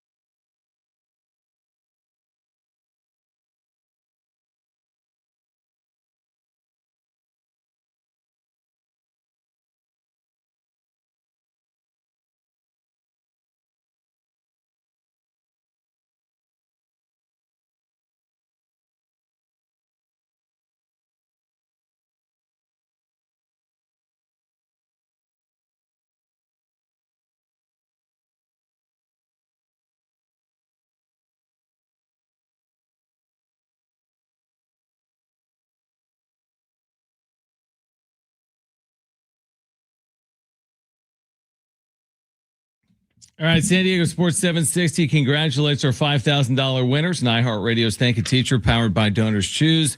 There's still time for you to nominate a public school teacher making a difference. Maybe they'll be one of our next winners of $5,000 to make over their classroom. Help us say thank you to the educators shaping our future. Nominate your favorite teacher now at iHeartRadio.com/teachers. A lot of San Jose, Santa Clara, Niner, Raider, Oakland, everything talk. Well, it's hour. No surprise that I have no idea where the Niners play. I right? was a little, I was caught off guard when you started talking about San Jose. I'm like, I meant Santa Clara. I don't know why I kept saying San Jose, but I meant Santa Clara. Okay. I'm an idiot. What's new? Dave Velasquez put me in my place, but at least he agrees with me. He agrees with you. Right. Yeah, and I agree. The general point, to beat a dead horse, is that, of course, San Diego and LA are polar opposites when it comes to sports. Right. Are they topography-wise or climate-wise, are they similar? Yeah, they're in Southern California. Like, there's similarities between like the beaches of San Diego and the beaches of Orange County, right? But it's a different world. When it comes to sports, that was my point on like New York and Philadelphia or New York and Boston. I mean, just because they're close in proximity doesn't mean you could just move one from the other and everything would be cool. Like, I don't think the Red Sox would be accepted very well in New York. Yeah, no S. I'm pretty sure of it. So anyway, you can sleep easy is the point tonight, Jim. I know. Because I will. The Niners are the Niners to their credit. Right. They're the San Francisco 49ers. It's the same Now, thing. let me ask you this. Why is it, and tell me if I'm wrong, why is it, I think I know the answer. Why is it that the Raiders have historically gotten more of a pass by being a like vagabond franchise, a franchise that's always on the move, as opposed to others in sports? I mean, the Raiders have been in Northern and Southern California. And shoot, the Raiders are now in the city of Las Vegas. Why is that more accepted than, let's say, the Rams moving from St. Louis to LA or the Chargers moving from San Diego to LA? Good question. And this is just my guess on this because I truly don't know. But what I've heard from Raiders fans is that the Raiders are more of just like a brand than attached to any city. Yep, I would agree. Like when I say the 49ers, it's like San Francisco 49ers, right? When you say the Patriots, it's New England Patriots. Or, you say the Giants, it's New York Giants, right?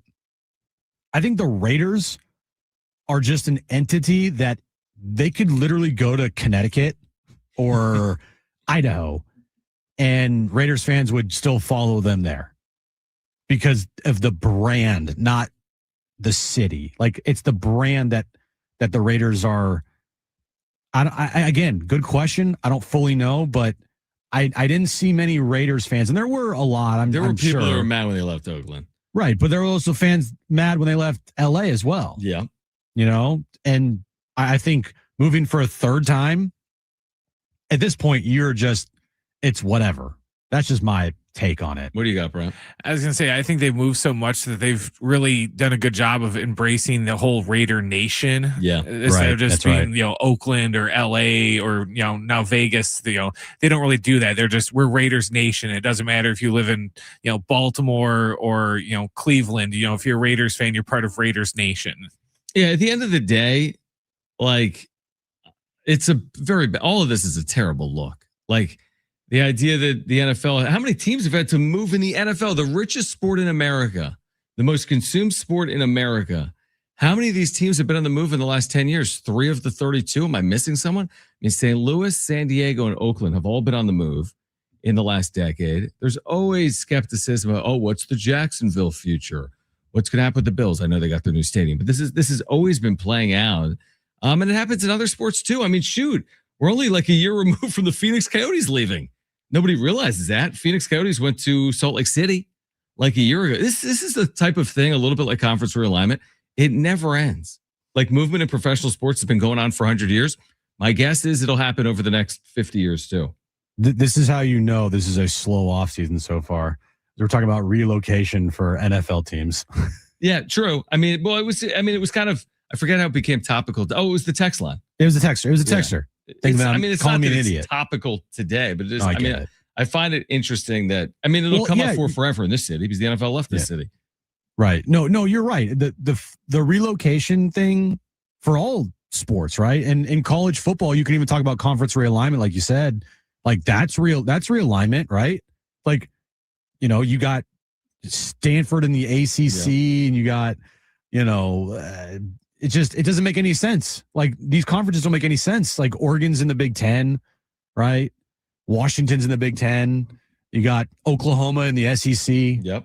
Texas in the SEC, right? It's just, the relocation side of college football is more or less towards conference realignment, and that making no sense. Yeah, it would be interesting if Stanford moved to Vegas. Yeah, that wouldn't happen. If the actual university moved to Vegas, yeah. That would be probably even a bigger story than what we've seen in professional sports. We'll get to the wrap on the other side. Demetrius Sumler at 4:30. San Diego State football's interim defensive coordinator. We are here until 6. Hour 3, John and Jim, San Diego Sports 760 coming up next.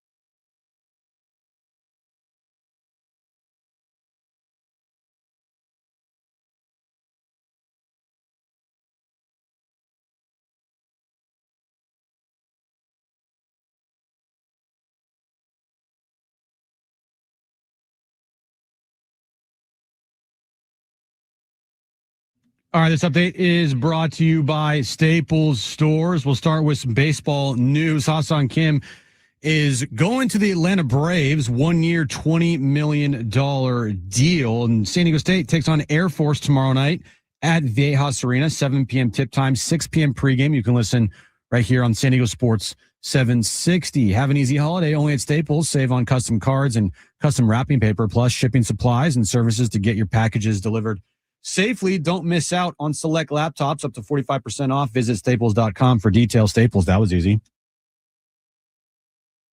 It's John and Jim.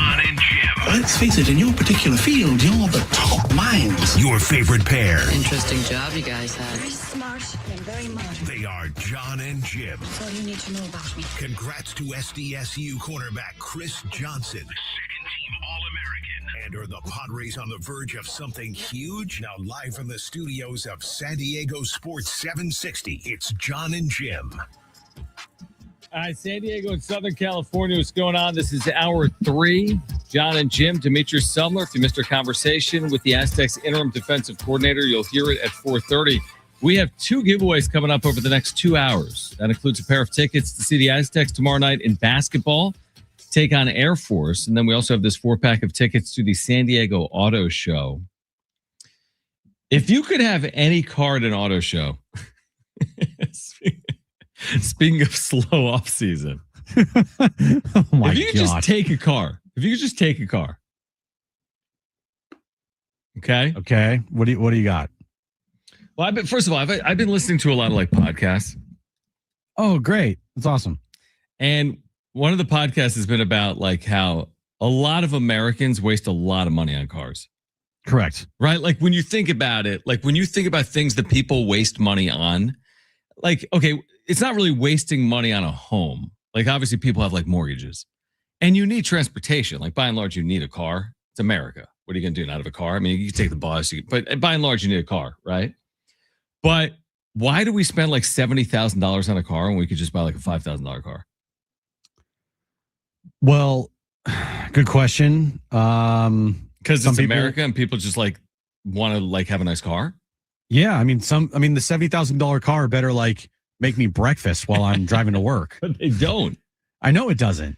But I'm also buying the $70,000 car for like all the bells and whistles. Are you a bells and whistles guy? Like your car you have right now, did you buy it new? I forget.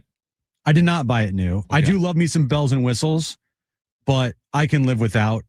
I have a 2019 RAV4. Oh, must be nice. Guess the radio business is going well.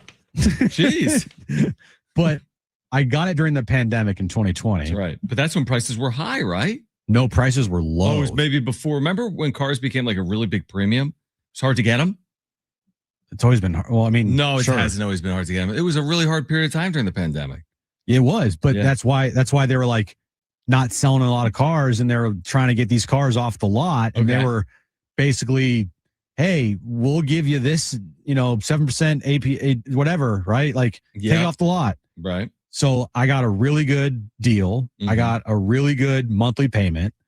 And it was like, but the car is like the base model. So it doesn't have all the bells and whistles. Right. Well, what's a bell and whistle that you're even referring to? Like, what would you, if you could snap your fingers and add a bell and a whistle to a RAV4, what would that be? I would add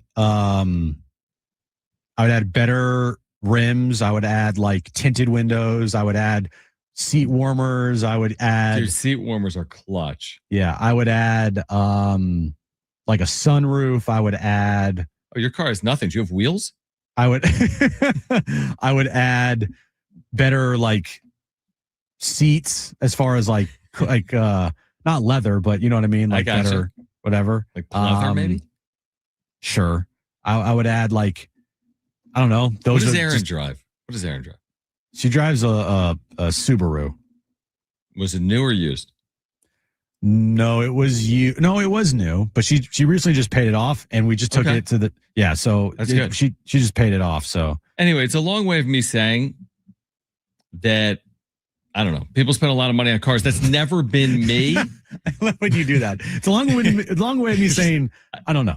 I don't really know, but what I would say is I guess my initial point about the auto show is if you could snap your fingers and drive any car, what would you drive? What would you drive?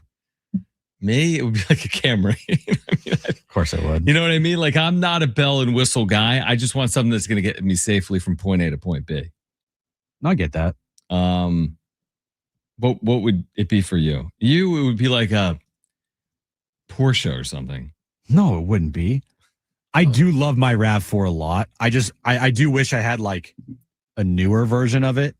I'm so lame. I would honestly, as my car of choice right now, I would choose like a 2025 hybrid RAV4. Are you paid off? I'm paid off in 3 months. Oh, look at you. So now are you the type of guy though that once it's paid off, are you going to enjoy that? Hey, I'm not paying whatever I am a month, or are you going to go back to the dealer and be like, oh, I want a new car again? The car I have right now only has 87,000 miles on it. That's not much. So that's not a lot, especially for a Toyota. Right. Agreed. So because of that, it will be paid off right around 93,000 miles, maybe. Yeah, I don't know. Months. And I gotta keep. I mean, I'm not gonna. You gotta keep it. You did all the payment. You know. Yeah, I gotta keep it for at least a couple more years. It's such a huge advantage to not have to pay the monthly loan. It's huge. Freeing up that money, it's such a huge advantage. That's why.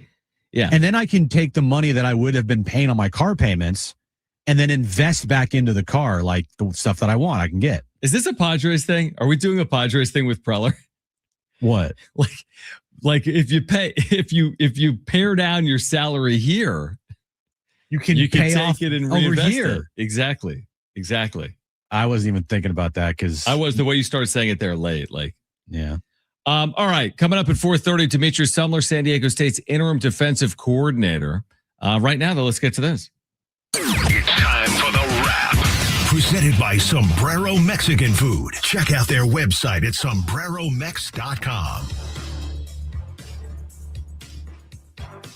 Whose team would an NBA Cup mean more to, the Knicks or the Spurs? Well, the Knicks would obviously, it would mean more to because they haven't won a championship in forever. And to win an NBA Cup championship, man, the streets of New York would be buzzing. Am I wrong? No, I actually agree. No, I don't agree that the streets of New York would be buzzing. Like, I don't think Manhattan would just be, aglow in the holiday season if the Knicks win tonight. I do. Over the Spurs. But what time is this game? And I'm serious. Is this at 5:30? 5:30 Pacific? Yes. All right, 8:30. Amazon Prime. Okay, I'm watching this, Jim. I'm putting this puppy on. I'm heading home, and I'm turning on Amazon Prime, however you do that. I'm clicking on the Roku thing. I don't know what I'm talking about. What are you talking about? I will watch this game. Now, You're clicking on the Roku thing. The problem is Prime? Kristen is away, which means I'm watching Jones because he's my son. And I always watch that's him. Good. She normally does all this stuff so I can watch Amazon Prime. Now tonight I got to feed him and bathe him, and it's getting in the way of the NBA Cup is the point. Oh, that's brutal. Can't watch Wemby tonight because you got to take care of your son. I know. Wow, that's awful. Actually, meh. Yeah. Just go tell him to go in his room and play with his cars. I mean, he could watch the NBA Cup with me. But he could, but then he could get bored very quickly and want to turn the channel, and then you can't watch the NBA Cup. Yeah. Yeah, I'm with you. It means more to the Knicks. Next of course question. It does. They'll probably just ask you why the floor looks so stupid. Is tomorrow a must-win game for the Aztecs? Yeah, you're playing Air Force. You got to win that game. What's Air Force net ranking, John? 304. Of course you knew that. Yeah, it's a must-win tomorrow night. You cannot lose to Air Force. Let me see if I was right. No, Army is 304. Air Force is 303. You're close. I didn't check today. Yeah, it's a must-win. Last year, San Diego State, remember how they survived. Wayne McKinney at the Air Force Academy at the buzzer. That's right. One of the plays of the year for the Aztecs off a Jared Coleman-Jones screen mid-court. Yeah, not only do you need to win tomorrow, you need to win convincingly tomorrow from a metric perspective. Next question. Are the Padres on the verge of something big? That's what Big Voice Guy asked in the open. I think I'd settle for, are they on the verge of something? Right. Are they on the verge of anything? Are they on the verge? Are they just on? Do you know what today is? Did you see the tweet? Today's Don Orsillo's birthday. Yes, happy birthday, Don. But it's also 100 days until opening day for the Padres. Wow. 100. And did they tweet that out? They did. What, do you have them on mute? They said, but who's counting? Yeah. So, first comment, is this a threat? That's hilarious. How about you make a move first before we count down how many days until opening day? You don't count these moves as moves, the Campy, Hart, Adcock, Acosta? No, I'm not, John. If you added those 4 up, would that be one move? No. Who's counting? I'm counting moves, and right now the moves tracker's at 0. And it's coming quick, man. Spring training will be here with the WBC. I know it's 100 days out, but they open camps earlier because of the WBC. I think a couple of months here to make some moves. So they're on the verge. They're potentially on of something. They're on something. Is it big? Stay tuned. Next question. Stay tuned, everybody. If you could have any car, what car would you have? Oh. I mean, I just said I would be a loser and have a 2025 hybrid RAV4. That's not a bad car. Like, if you're talking about like cool cars to have,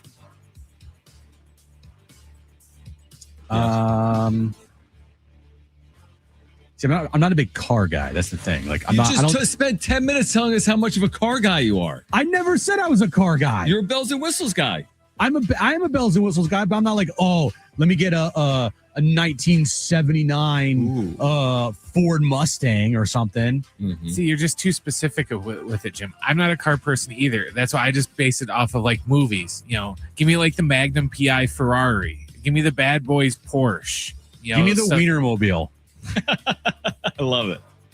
I love it. That's a good answer. Oscar Mayer's hiring, Jim. You could go drive it. Perfect. Do you hear that? I love it.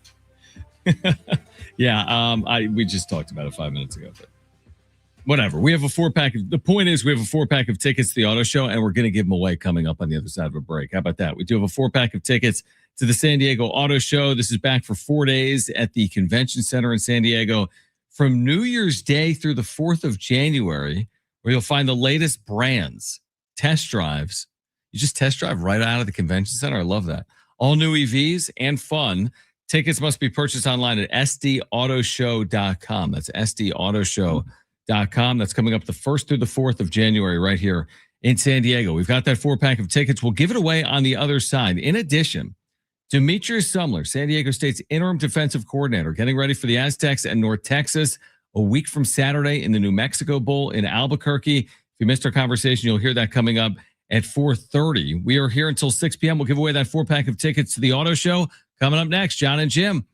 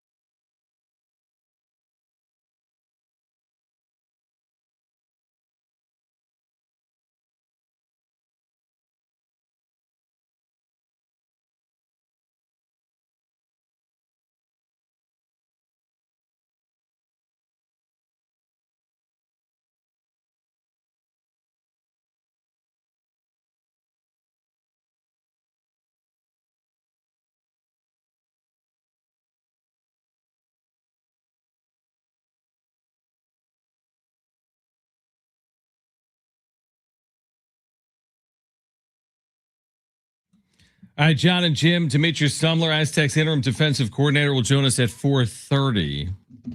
I have a question for you, Jim. I kind of buried the lead. Okay, what is it? What's going on with your Warriors and Padres future owner, Joe Lacob, who's like taking shots at Steve Kerr via email? What? Have you not seen this story? The biggest story in Warriors history? Oh, the Reddit post? No, there's an actual email. Yeah, that was posted on Reddit by a Warriors fan. Yeah, who emailed Joe Lacob. And he emailed him back. Allegedly. It's not like... No. Lacob, because Steve Kerr was asked about it. I don't think it's alleged. I think it's real. Really? Yes. There was a follow-up. Steve Kerr was asked about it. What did Steve Kerr say? I think he downplayed it. And according to ESPN.com, it says Warriors owner Joe Lacob had a brief email interaction with a fan that made its way to the public. And Lacob basically, expressed his frustration with the fans, saying, yeah, we're frustrated too. You can't be as frustrated as me. I'm working on it. It's complicated. Style of play, coaches' desires regarding players, league trends. Jimmy is not the problem. Talking about Jimmy Butler. And then Kerr said, not a big deal, not concerned about anything like that, acknowledging the email. Interesting. So sell the franchise and buy the Padres? I like that idea. What's the first email to Joe Lacob when he buys the Padres? What are you doing? Manny sucks. Yeah. Manny's not why can't Fernando Tatis Jr. hit home runs? Manny's not the problem. It's Craig Stammen. We're working on it. Yeah. The manager has other interests or I don't know. What is going on with the Warriors? Because a year ago, serious question. Second half a year ago, they played well. Yeah. Yes, veteran team. Yes, they got hurt in the second round of the postseason, but they played well to close the regular season last year. Right. What's currently going on? I know Steph has missed some time. I know he's now back. What's going on with the team? A couple things. You're paying Jonathan Kuminga $20 million to sit on the bench because he can't play in Steve Kerr's system. Okay. The drafting of the front office has been awful. And so the players that you drafted that you're relying on aren't working. You have too many wings. You have too many guards, not enough bigs that can stretch the floor. And because of that, it puts so much pressure on Steph to go nuclear every single night. Right. And they don't have, like, the NBA is a wing. Like, you have to have good wings, right? Mm-hmm. And the Warriors don't have any wing players. Like, Jimmy's a shooting guard. He's not really a He's wing. not a 3. He's like a 2. Draymond's like I don't even know anymore. Yeah. Steph is Steph. And Kuminga was supposed to fill that role, but he can't play in that system. Mm-hmm. And he sucks. And then the guy they drafted, Brandon Podjemski, is another guard. He sucks. Yeah. He can't dribble. Like, if you're going to be a guard, you better know how to dribble the basketball. He can't do it. They have no bigs. They signed Al Horford. He's like 50 years old. That's not working. Right? Other than that. Al Horford 10 years ago, perfect. Yep. Al Horford now, not it. And so because of that, they just don't have like Moses Moody and freaking Buddy Hield. Like, it's a really bad roster construction is what it is here. And they just didn't build the roster right around Steph. Is there any way out during Steph's tenure to point it back in the right direction in the next 1+ years? Here's the only way they can do it. January 15th is the day that Jonathan Kuminga is eligible to be traded. Okay. You have to trade Jonathan Kuminga along with other assets, maybe even Draymond Green. And you have to trade him and trade a bunch of players and whatnot for wing help. And I know that the name out there is Giannis. Ooh. I don't think that's going to happen because why on earth would the Bucks take Jonathan Kuminga? Right. Unless they attach like 4 first-round picks, because the Warriors have been very stubborn. And they're one of the few teams that have kept their first-round draft picks for after Steph. Like, they've done this by design. They have not traded away the future draft picks because they know after Steph, they're going to suck. And they're going to suck. They're going to be really bad. Mm-hmm. And so by keeping their first round draft picks for after Steph, they're hoping that they have just a plethora of top 10 picks after top 10 pick after top 10 pick. Now, do I trust them to make the right picks? No, because the last couple picks they've made have all been failures. Wiseman, Kuminga, freaking Podziemski. Like, there's all these guys suck. Well, let me ask you this, okay? And there's And my I Warriors appreciate rant the for the honesty. day. If they meet Oklahoma City in the first round, They're getting killed. they don't have a shot. They have no shot. They've been terrible on the road. No, I have a better shot of constructing a spaceship and flying it to Mars than the Warriors have at beating the Thunder in round one. So you're saying you are working on a spaceship? I wish I was. I wish I was working on the USS Enterprise, but that's not happening. Yeah, but here's the thing. Tell me if you disagree. So the Warriors have had all the success since Steph got there, right? What is it, 4 titles in 15 years, roughly? Yes, John. Pretty good. So are you cool with it, so to speak? Do you need anything more? Are you okay with mediocrity? With not just mediocrity, but the other side of it too. Maybe there's some really down years in the late 2020s. Are you okay with it because of everything that you've gotten? I mean, while Steph is still there, it's frustrating. Yeah. But this is the life of your team if they're really good. The Chiefs are going to go through it, Yep. right? No, you're right.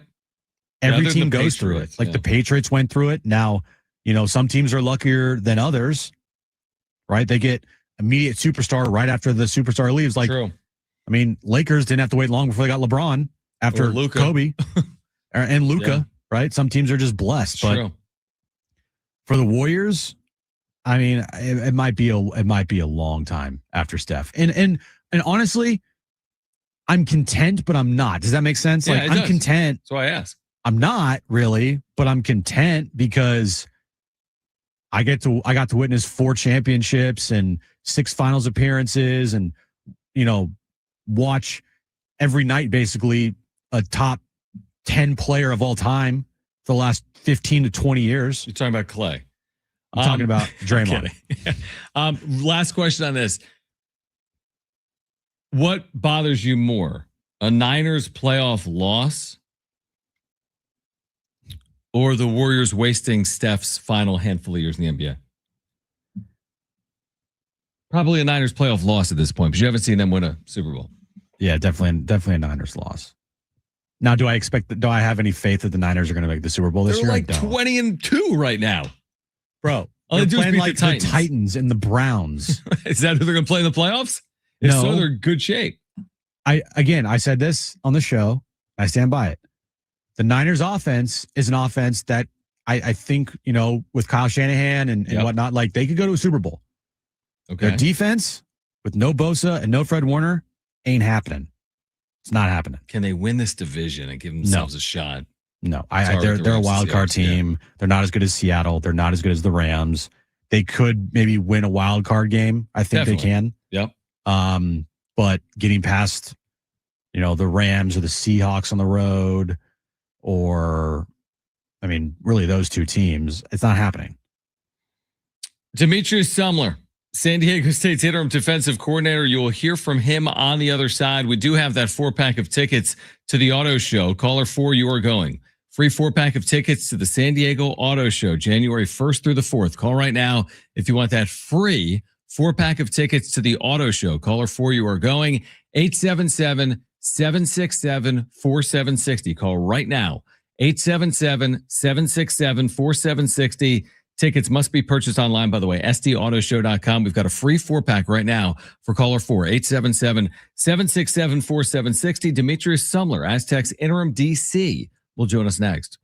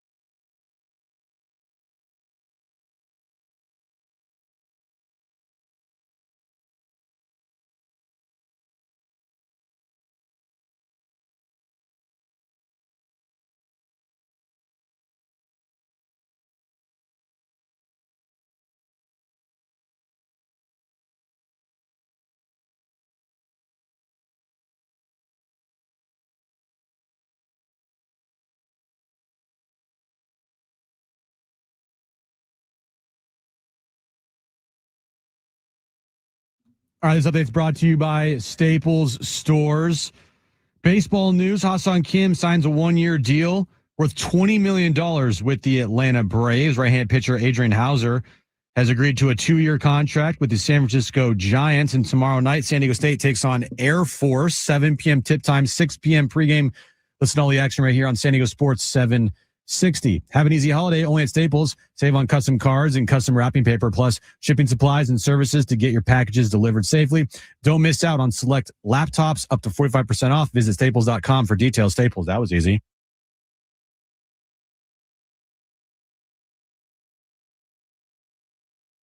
All right, John and Jim, we still have Aztec basketball tickets for tomorrow, a pair of tickets to give away. We'll do that coming up between now and 6 p.m. If you missed Demetrius Sumler, what an amazing opportunity for him. He's the interim defensive coordinator at San Diego State. The defensive coordinator, Rob Orich, has left for Nebraska to be their next defensive coordinator.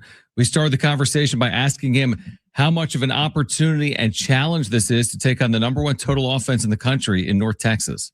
Oh, absolutely. It's going to be a great challenge. They do a great job offensively. I mean, even defensively, special teams wise, they got a great record. There's a reason for that. So it's definitely going to be a challenge, but, that's what we signed up for. We're up for the challenge. I know the players are. I know I am. What more could you ask for in a bowl game? One of the best defenses to go play against one of the best offenses. Yeah, it should be a great matchup. Today we found out that Chris Johnson was named a second-team AP All-American, first Aztec since 2022 to garner an All-American honors. For you, how has it been to see the growth in him over the year and become one of, if not the best corners in, all of college football? Yeah, it's been awesome just to be a part of it. Not even just this year. Chris has been here since he was a freshman, and just to see how he's grown and developed as a football player, and just even as a man. That's kind of the reason I got into coaching, is to have a major impact on young men and help them develop on and off the field. And Chris is just such an awesome kid that everything we've asked him to do, he's done it and just continue to get better and better, and trusted us with staying here at San Diego State, and he's kind of reaping the benefits of that now. So, it's been amazing. He's one of the best, if not the best, that I've ever coached. And more importantly, he's just a great person. So, I give a lot of respect. I have a lot of respect for Chris and what he's done for San Diego State. San Diego State's interim defensive coordinator, Demetrius Sumler, is with us right now on John and Jim. Now, Coach, you've been here through some great defensive years, obviously, on the Mesa. You think about all the successes on that side of the ball. What was the key this year from game one until where you are today? I mean, you just look at some of the statistical improvements on defense, whether it's up front with the linebackers in the secondary, a group you've worked with extensively. Like when you look back in the year, what were the primary keys to turning this defense around from last year to this year? It always starts with the players. And a lot of those guys that are on the defense this year, they played last year. But a lot of those guys, it was their first time as a full-time starter. So, when you're starting for the first time, you haven't seen a lot of things.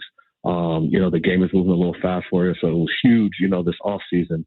Coach Lewis and our staff did a great job of just retaining our players that had accumulated a lot of snaps, and we knew, they would benefit from that. So that was the first thing, is just returning the talent we had. Obviously we added a couple pieces. And then Coach Rob Orich, man, he did a great job just simplifying the plan for those guys, really understanding what we do well, what we don't do well, and really just trying to emphasize and maximize the things that we do well. So Bobby did a really good job of that throughout the season. The players believed in what we were doing. They knew what we were doing. And then just the culture that Coach Lewis has built here around toughness, around playing for your brother, all those things it all hit lightning in the bottle, and guys played pretty well throughout the season. Yeah, I just wanted to elaborate on that. The success of the program overall, from 3 wins last year to a chance to win double-digit games this season. Just talk about how the growth and the expectations have gone from where you guys were at last year to now. It's like this has become now the standard under Coach Lewis here at San Diego State. Absolutely. We believe in Coach Lewis when he got here, and when he first got here, he said that's going to be the expectation, and he said that's what we were going to do. And I don't think anybody in the program didn't believe him when he said that. So, he's done such a great job of just developing a great culture where the guys can be themselves. They have fun, but they still get to work and still are physical and still, kind of hold on to those things that you need to be successful in football. So it's been awesome to see. Like you said, I've been here through some really good seasons, a few bad seasons. To be back on the winning side, it feels pretty good. Demetrius Sumler with us right now on John and Jim, San Diego State's interim defensive coordinator. As you know better than we do, obviously it takes all units to win football games. How do you feel about the team where you are coming off the 9 wins? Obviously, that game against the University of New Mexico was such an epic game that New Mexico won in double overtime. You've kind of had a chance now to reset. How does everyone feel about kind of where you are collectively heading into this bowl game in a week and a half? I think guys were a little disappointed with how the season ended for us. Losing that game, which was in our control. We don't make excuses here. So, we lost the game. We had the chance to control our destiny. We didn't do that. So I think, the staff and our players are most disappointed in that. Obviously wasn't able to get in the conference championship due to that. So, I think we got a little bit of a sour taste in our mouth and guys want to go out and finish this thing the right way. We talk about how few teams actually go win 10 games in a season, and we have the opportunity to do that. So I think our guys are excited to get back out there and kind of get that bad taste out of our mouth. If you look back at the season, anytime we didn't really play well in a game or we lost a game, we bounced back pretty strong that next game. So, I believe our guys will bounce back and they'll be hungry and try to go get that 10th win. I've asked you this before. How does a former terrific running back, I mean, you ran for like 6,000 yards out of San Diego, and I know coaching is unique in that way, but you were a terrific running back. You played in college, you played at Colorado. How do you go from a prep running back to professionally working on the defensive side of the ball? Coaching is just a lot of teaching, to be honest. And right when I got in the profession as a GA, I was on the defensive side from the start. So I've never actually coached offense. I played offense. I've never actually coached offense. I still understand it. I still can remember some things from my playing days. But ever since I got into coaching, I've been on the defensive side of the ball. And I've been fortunate, here at San Diego to, work under Tony White, who's at Florida State now, and Zach Arnett, who's at Mississippi State, Danny Gonzalez, who's at Arizona, Rocky Long, obviously, Bobby House. We had some great coaches here when I first started as a young GA. So just sitting in those meetings and soaking up all the information I could and learning from those guys. And, some of it's trial and error also. Probably wasn't the best DB coach young in my career and had to learn from some mistakes. And just like a player, you develop and you get better and better at it the more you see. That's really good insight. Before you go, I talked to Sean during his weekly coaches show, and just in general on North Texas, is like, listen, they're an elite offense. You don't just, slow them completely down. You don't shut out North Texas, right? So what will it take defensively? I mean, it's not just defensively, just in all facets. What is it going to take to win a game against a team like North Texas in general? Yeah, well, they score a lot of points, but they run the ball a lot. A lot of people think when all they kind of highlight is all their passing yards. They're a very efficient run game. Yeah. And that's always where we start defensively, is stopping the run game, kind of trying to force them to be one-dimensional. So, we're going to stop the run game. Obviously, they have 13 games of doing what they do at an elite level, and we got 12 games of doing what we do at a high level. So they're going to be themselves. We're going to do what we've done. We're going to line up, obviously try to confuse that quarterback as much as we can because he's a tremendous talent. But we're going to play our game. Obviously, it's what got us to this point. We've had a lot of success doing that. So, we believe in the Aztecs. We believe in what we've built and what we do schematically. So we're going to stick to our guns. This bowl game, by the way, between San Diego State and North Texas has the most combined wins of any game outside of the college football playoff. It will be played a week from Saturday in New Mexico, back in Albuquerque, a game you can hear right here on San Diego Sports 760. And Demetrius Sumler will be San Diego State's defensive coordinator for it. Coach, we appreciate you taking time for us. Congratulations on all the success this year, and we'll see you in a couple of weeks in Albuquerque, all right? Thanks, Coach. Thank you. Thank you for having me. All right, that'll be, Jim, a week from Saturday in Albuquerque, New Mexico, my home away from home. You basically live there. Yeah, but I mean, I'm not looking at property, but it will be my second trip. Right. I mean, imagine if this game was, so I was there for what, Thanksgiving? Yeah, I was there on Thanksgiving. Mm-hmm. And then I'm going to be there the day after Christmas. So thankfully I'm not there Thanksgiving and Christmas. Like I don't. But you kind of are. Kind of am. You're right. It's like I kind of am there, both Thanksgiving and Christmas. But again, that's a game coming up a week from Saturday, San Diego State and North Texas. You can hear it right here on San Diego Sports 760. We'll get back to the Padres and their offseason needs and what's been playing out this winter. On the other side, we're here until 6. We do have Aztec basketball tickets still to give away. A pair of tickets for tomorrow's game at Viejas between the Aztecs and the Air Force Academy. Here until 6 p.m. This is John and Jim, San Diego Sports 760 and live on the iHeartRadio app.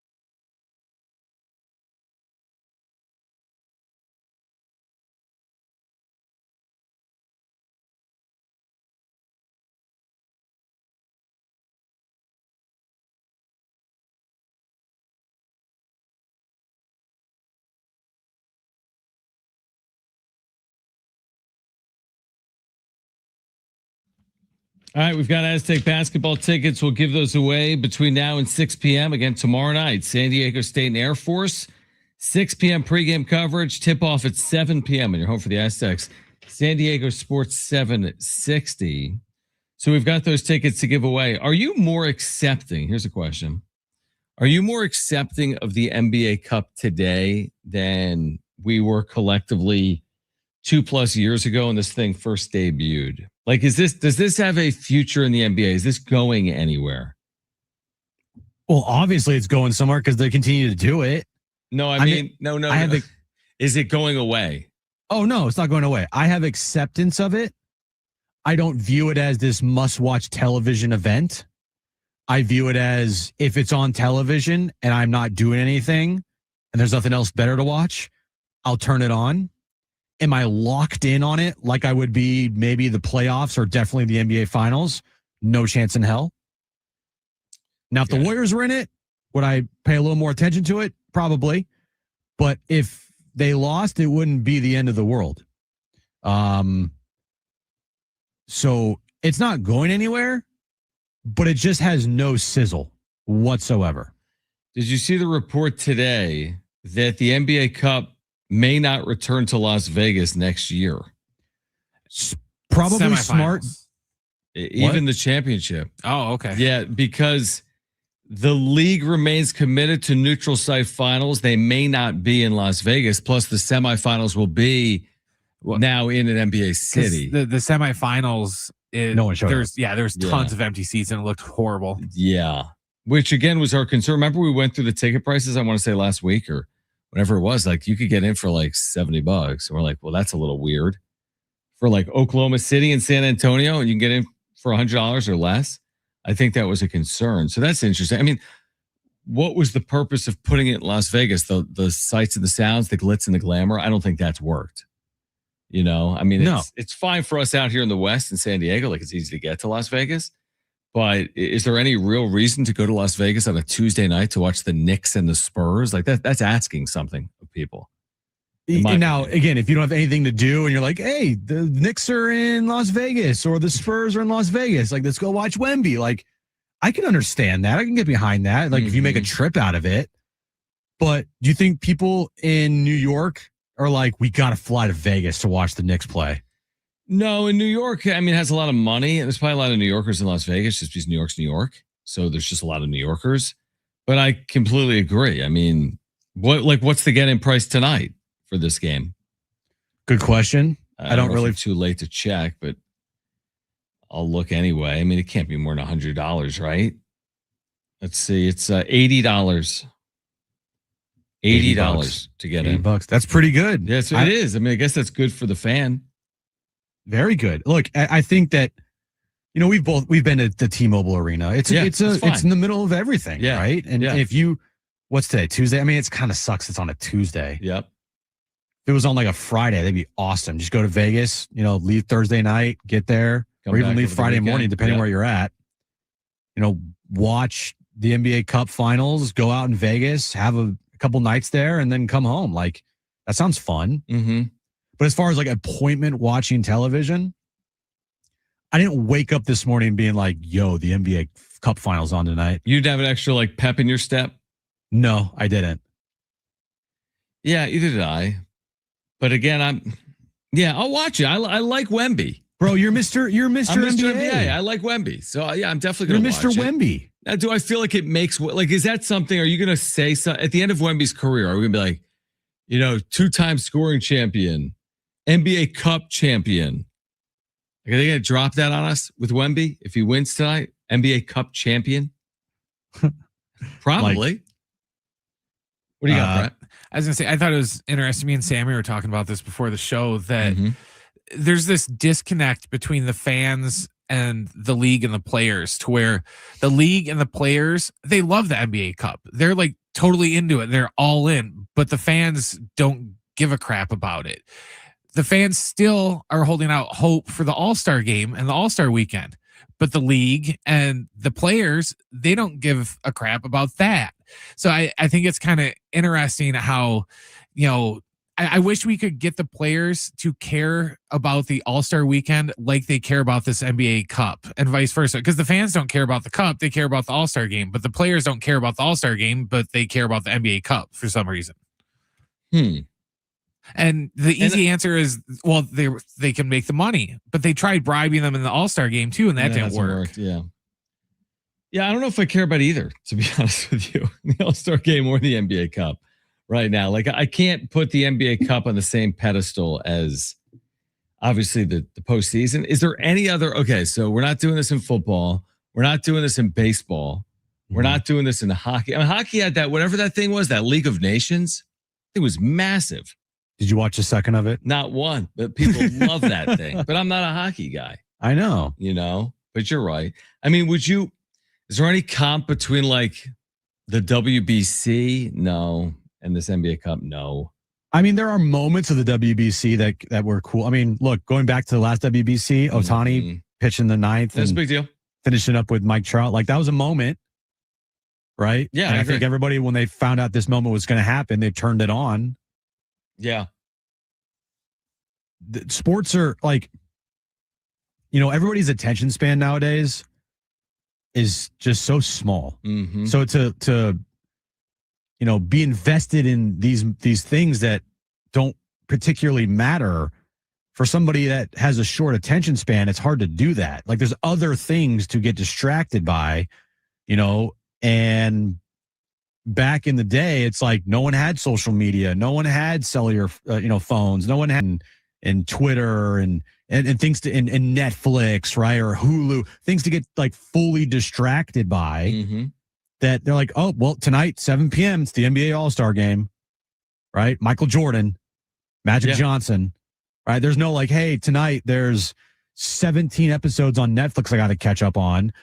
There's some other trash TV happening. There's Love Island tonight. There's this, that. Like, so you're saying it's harder to get, like, it's got to really rise above for it to cut through and grab all of our attention. 100%. And that's the thing with today's world is like, there are so many other things to do, and not just do, but be distracted by, that to grab my attention, to grab someone's attention, it has to be pretty big. Or you have to be just like a sick NBA fan to watch. Right. Yeah. I don't think they do a good enough job promoting it either. Because like I said, when I was doing that first update, I had it all written out and I was like, oh yeah, it's Tuesday. I think the Cup final game is tonight. And then I had to look it up. They do a good job of talking about it, but on the commercials, I'll just put like, oh, Knicks take on the Spurs. And then like little corner, will say Emirates NBA Cup, but they don't like actually hype up the Cup event to where, oh, okay, every Tuesday and Friday is Cup games and stuff like that, to where they don't do a good enough job letting everyone know what is a Cup game and what's not. The one thing I would say is by playing it on a Tuesday and not a Monday, because I figured with the Saturday semis, they would just play Monday, is at least you avoid the NFL. So tonight, not that Steelers-Dolphins was some iconic game, but the NFL, we know, is going to steamroll everything when it comes to its competitors in American sports. So you get a standalone night. If it's a good game, you will have the attention of sports fans. I'm not saying everyone's going to watch, but if it is a good game, you will see the social media chatter. You will have the attention of sports fans. It hasn't really grown on me, the NBA Cup, but I can't fully discredit it. Like, I think 3 years ago, I fully discredited it. Like, I was like, this is the dumbest thing I've ever heard in my life. Now it's not the dumbest thing I've ever heard in my life. It's just dumb. It's just whatever to me. It's just whatever. Yeah, I think that's a good place to put it. I think it needs work is probably what I would say. Like, moving forward. And they still need to fine tune this thing. All right, final hour. We're giving away Aztec tickets for tomorrow night. So we'll do that on the other side. Padres continue to weigh their options with the offseason well underway on the other side of the winter meetings. We've got one more hour for you until 6 p.m., including those Aztec tickets for tomorrow night against Air Force at Viejas Arena. So hour 4 of John and Jim on San Diego Sports 760 and live on the iHeartRadio app is next.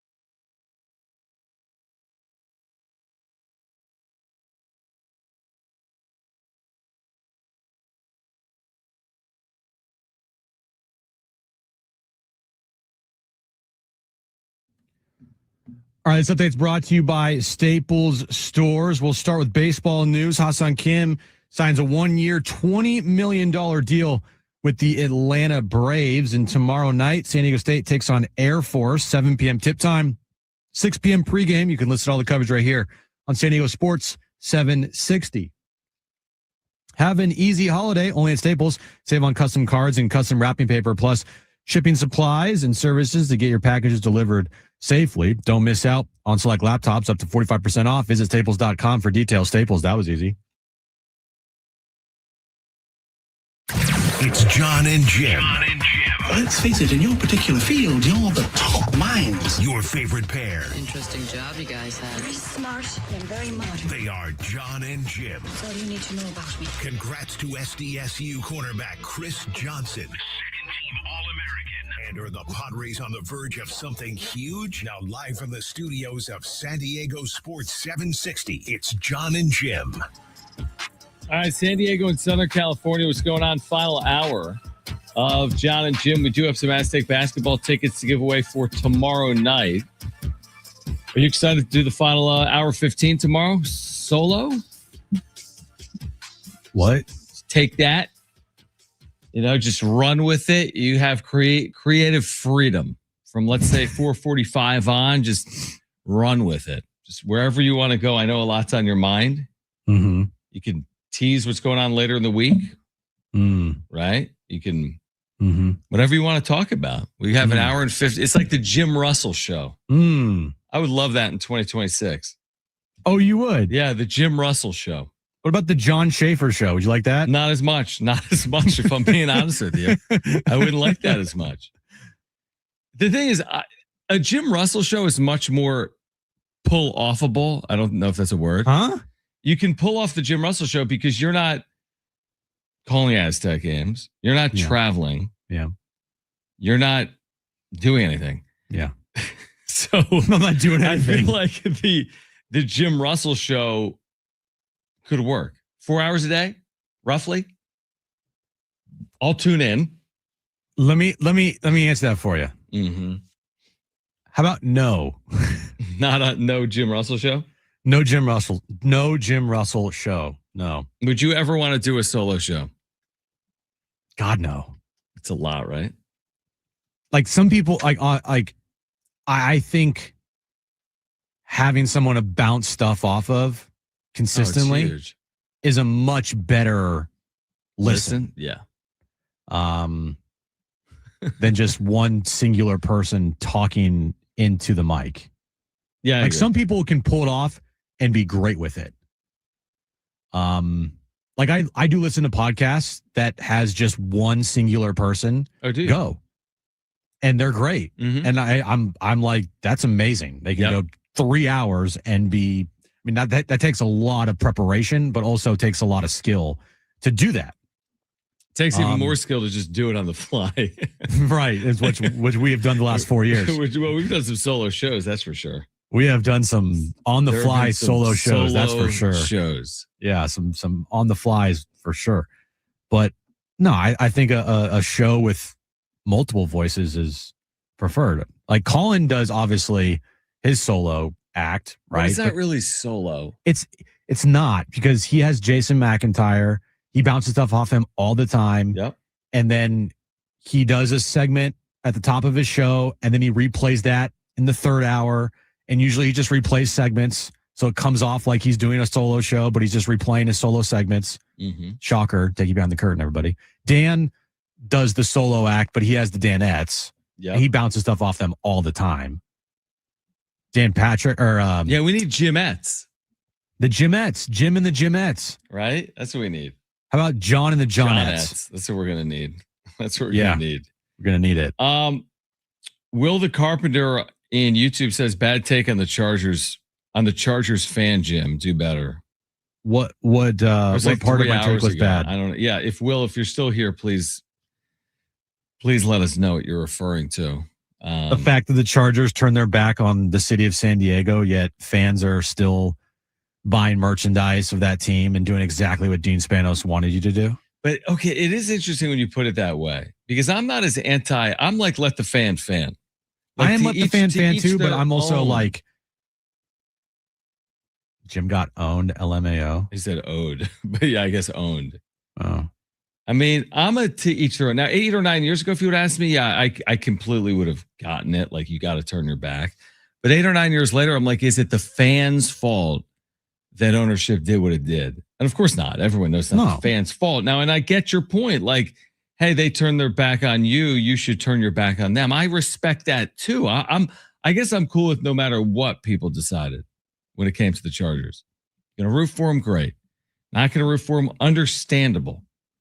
Do they have less fans today than they had 10 years ago in San Diego? Yes, it's inarguable. There's obviously not more Chargers fans in San Diego than there were 10 years ago. I don't know if we'll ever get to the bottom of it, I guess is the point. Like the fandom in San Diego for that team after leaving. I just relay what I would have done in that situation. And what I would have done is hate on the Chargers for the rest of my life. Right. Yeah, all you can do, and I respect that. That's what you would do. That's completely cool. Right. I get it. So my take comes from that angle, right? So if again, fan can fan, but from my angle, from my take, it's hard for me to understand a fan that was totally fine with it, went to them with LA, had no problem with it, and still roots for the Chargers just as hard as they rooted for them when they were in San Diego. What do you find more odd?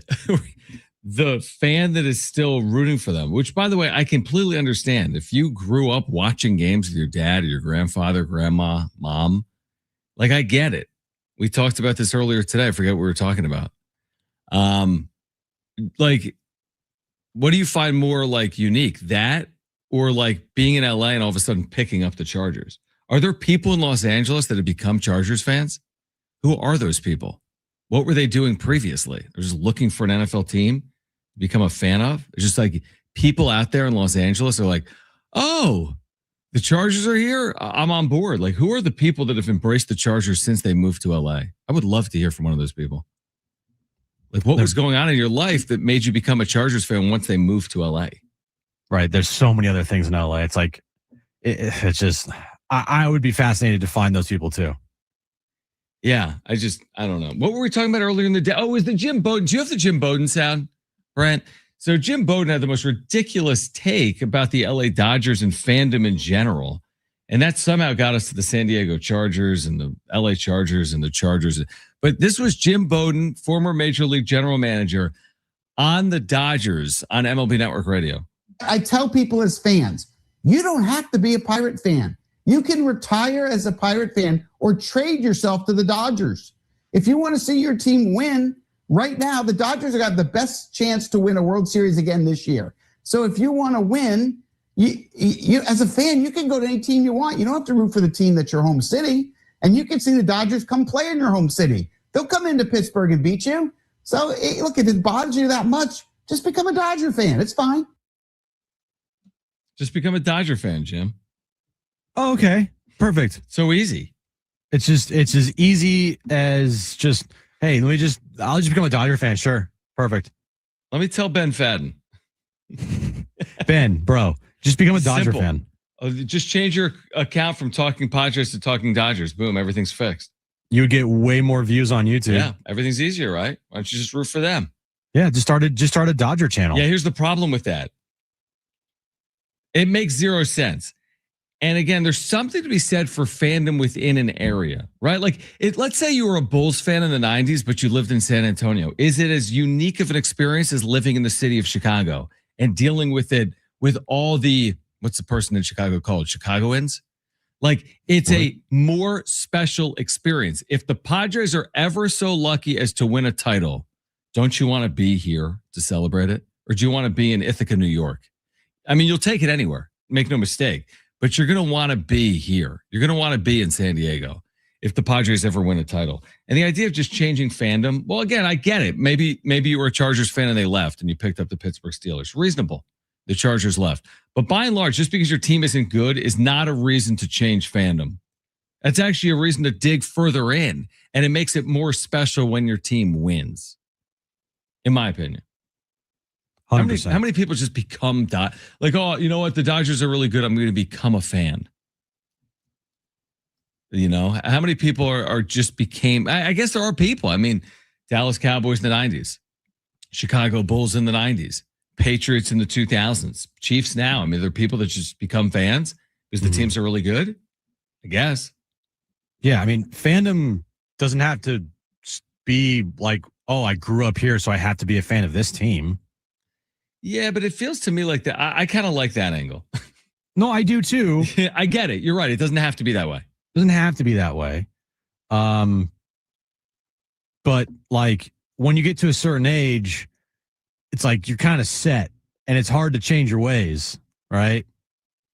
And if you change, it's like me at 36 years old, if I was like, you know what, I'm going to become a Dodger fan tomorrow. I mean, that just even makes my skin crawl. Right. But like this this part of my life, it's like my teams are pretty set. I'm not changing. And if I change, I do a Jim Bowden saying, I don't know about that one. That's probably one of the worst takes I've ever heard in my life. Yeah, I mean, it's interesting because we're having two different conversations, this Bowden take and then this idea that can you still be a fan of the Chargers if they move? Like 858 says, you can't understand it until it happens to your team that you grew up and lived with your entire life, which I buy. I get it. It's like, what are you supposed to do? You know, I mean, nobody wants to see it ever happen with the Padres, for example, after we've seen it happen with the Chargers. But it's like, what are you supposed to do? You spent 50 years or 20 years or 30 years rooting for a team, and all of a sudden you don't root for them anymore. It's just it's kind of a weird conversation. I've never been a change fandom. Like that to me is it's far fetched. Like I don't think you can be as hardcore of a team once you've changed your fandom. You know what I mean? Mm-hmm. It's like that's how I see it. But again, it's also a different world with like fantasy and gambling and social and star power. Like I do think there's people that are fans of Steph Curry. They maybe aren't diehard Warriors fans or fans of Shea. They may not be diehard OKC fans. I think they'll wear a Shea jersey. I don't know if that means they're going to, go crazy when OKC wins a title. So I think like sports have changed too.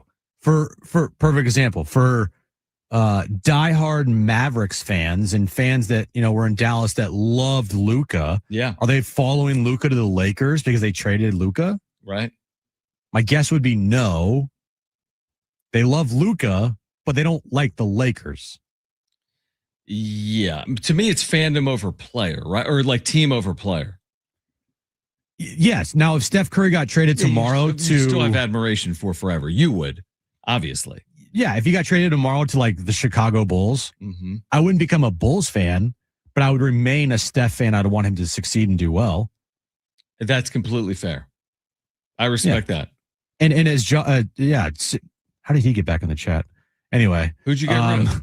Oh yeah, it's a new account probably.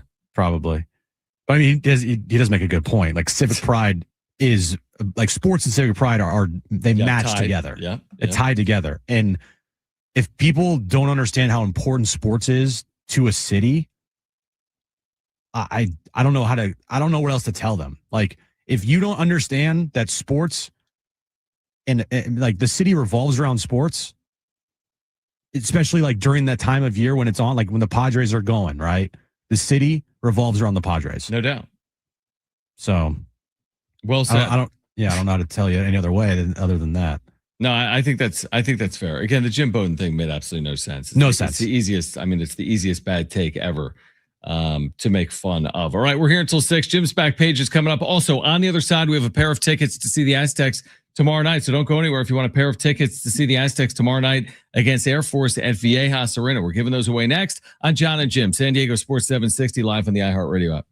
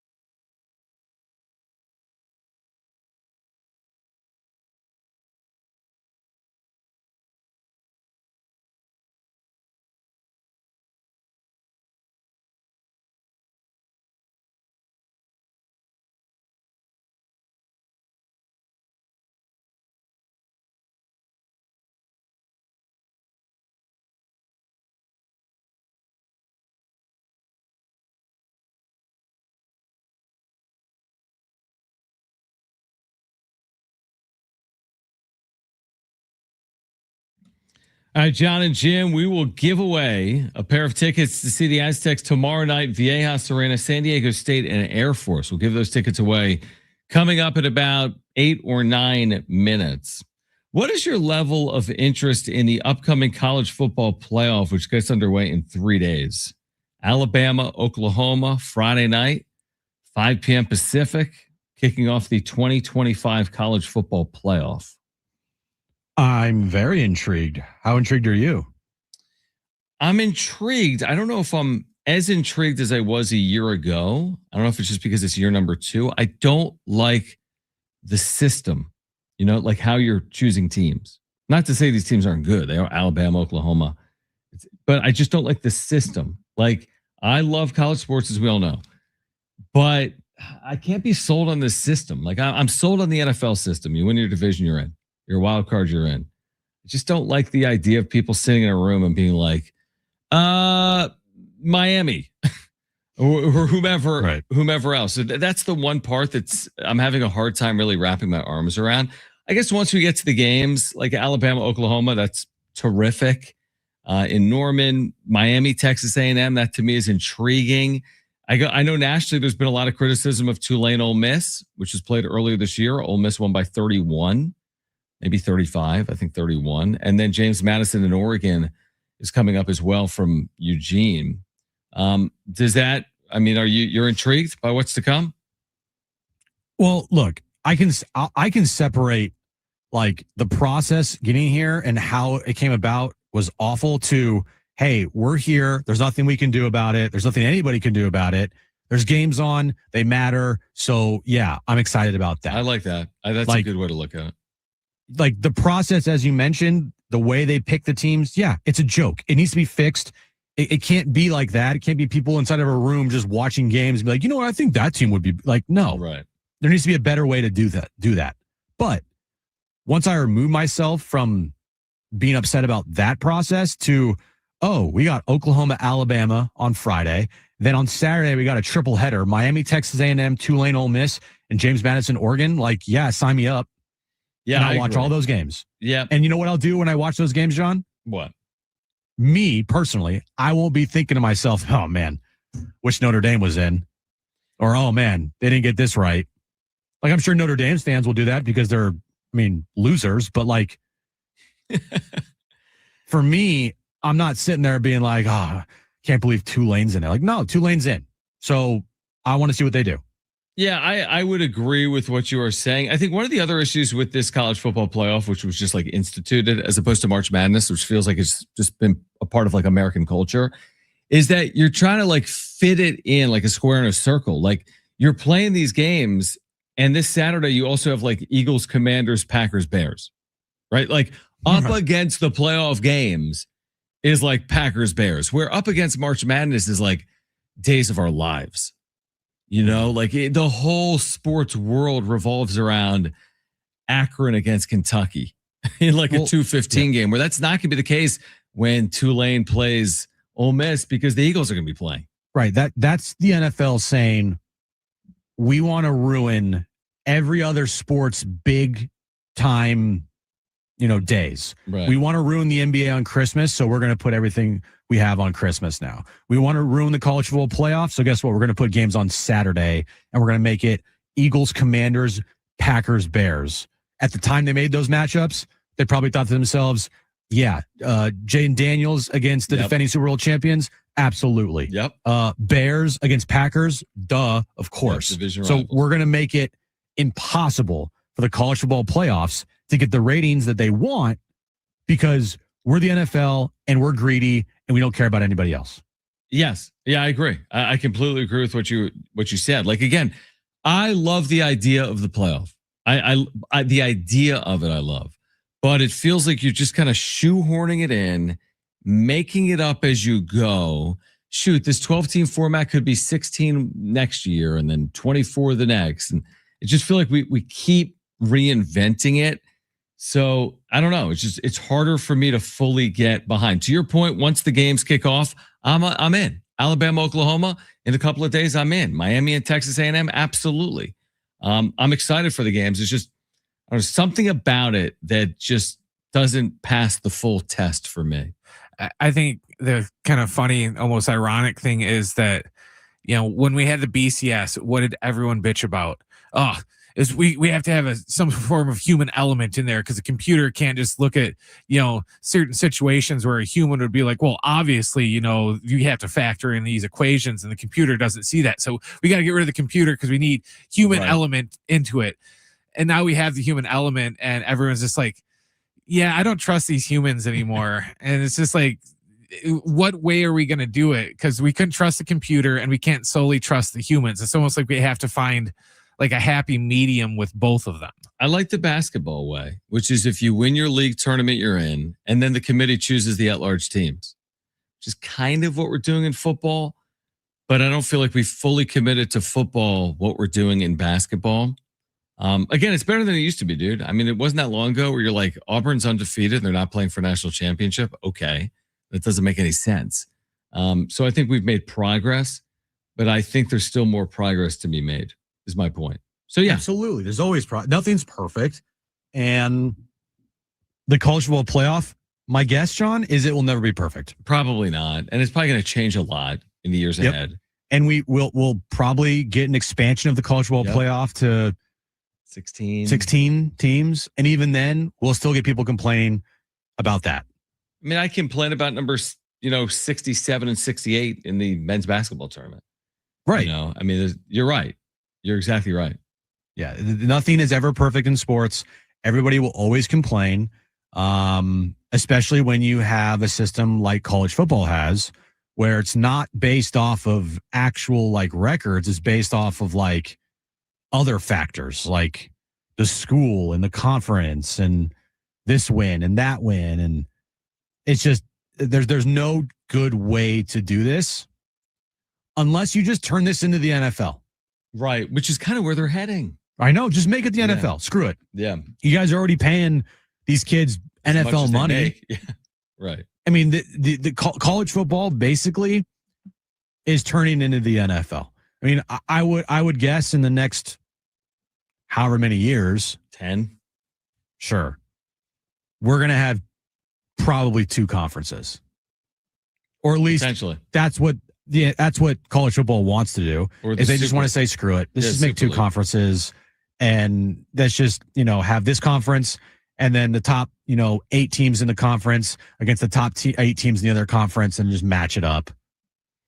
I mean, we might be heading there. It's possible. You've heard about a super league coming. I mean, they're already on their way to basically trying everything they can to ruin the sport. Like, the sport has lost a lot of the, glitz and glamour about what made college football great in the first place, right? With rivalries and conferences, and the bowl games are going to be extinct soon anyway, because why are kids playing in it? They're not. And NIL has ruined that. Transfer portal has ruined that. So yeah, this thing is going to be the NFL pretty soon, and it's going to, just make it happen sooner than later. Call right now if you want Aztec basketball tickets for tomorrow night. Caller 3, you have 2 free tickets to see the Aztecs take on Air Force tomorrow night at Viejas Arena. 877-767-4760. Call right now. We have 2 free tickets to see the Aztecs take on Air Force tomorrow night at 7 p.m. at Viejas Arena. Where will the NBA Cup Championship be held next year? Adam Silver has just weighed in. We'll have the latest for you on the other side. Plus Jim's back page coming up on John and Jim.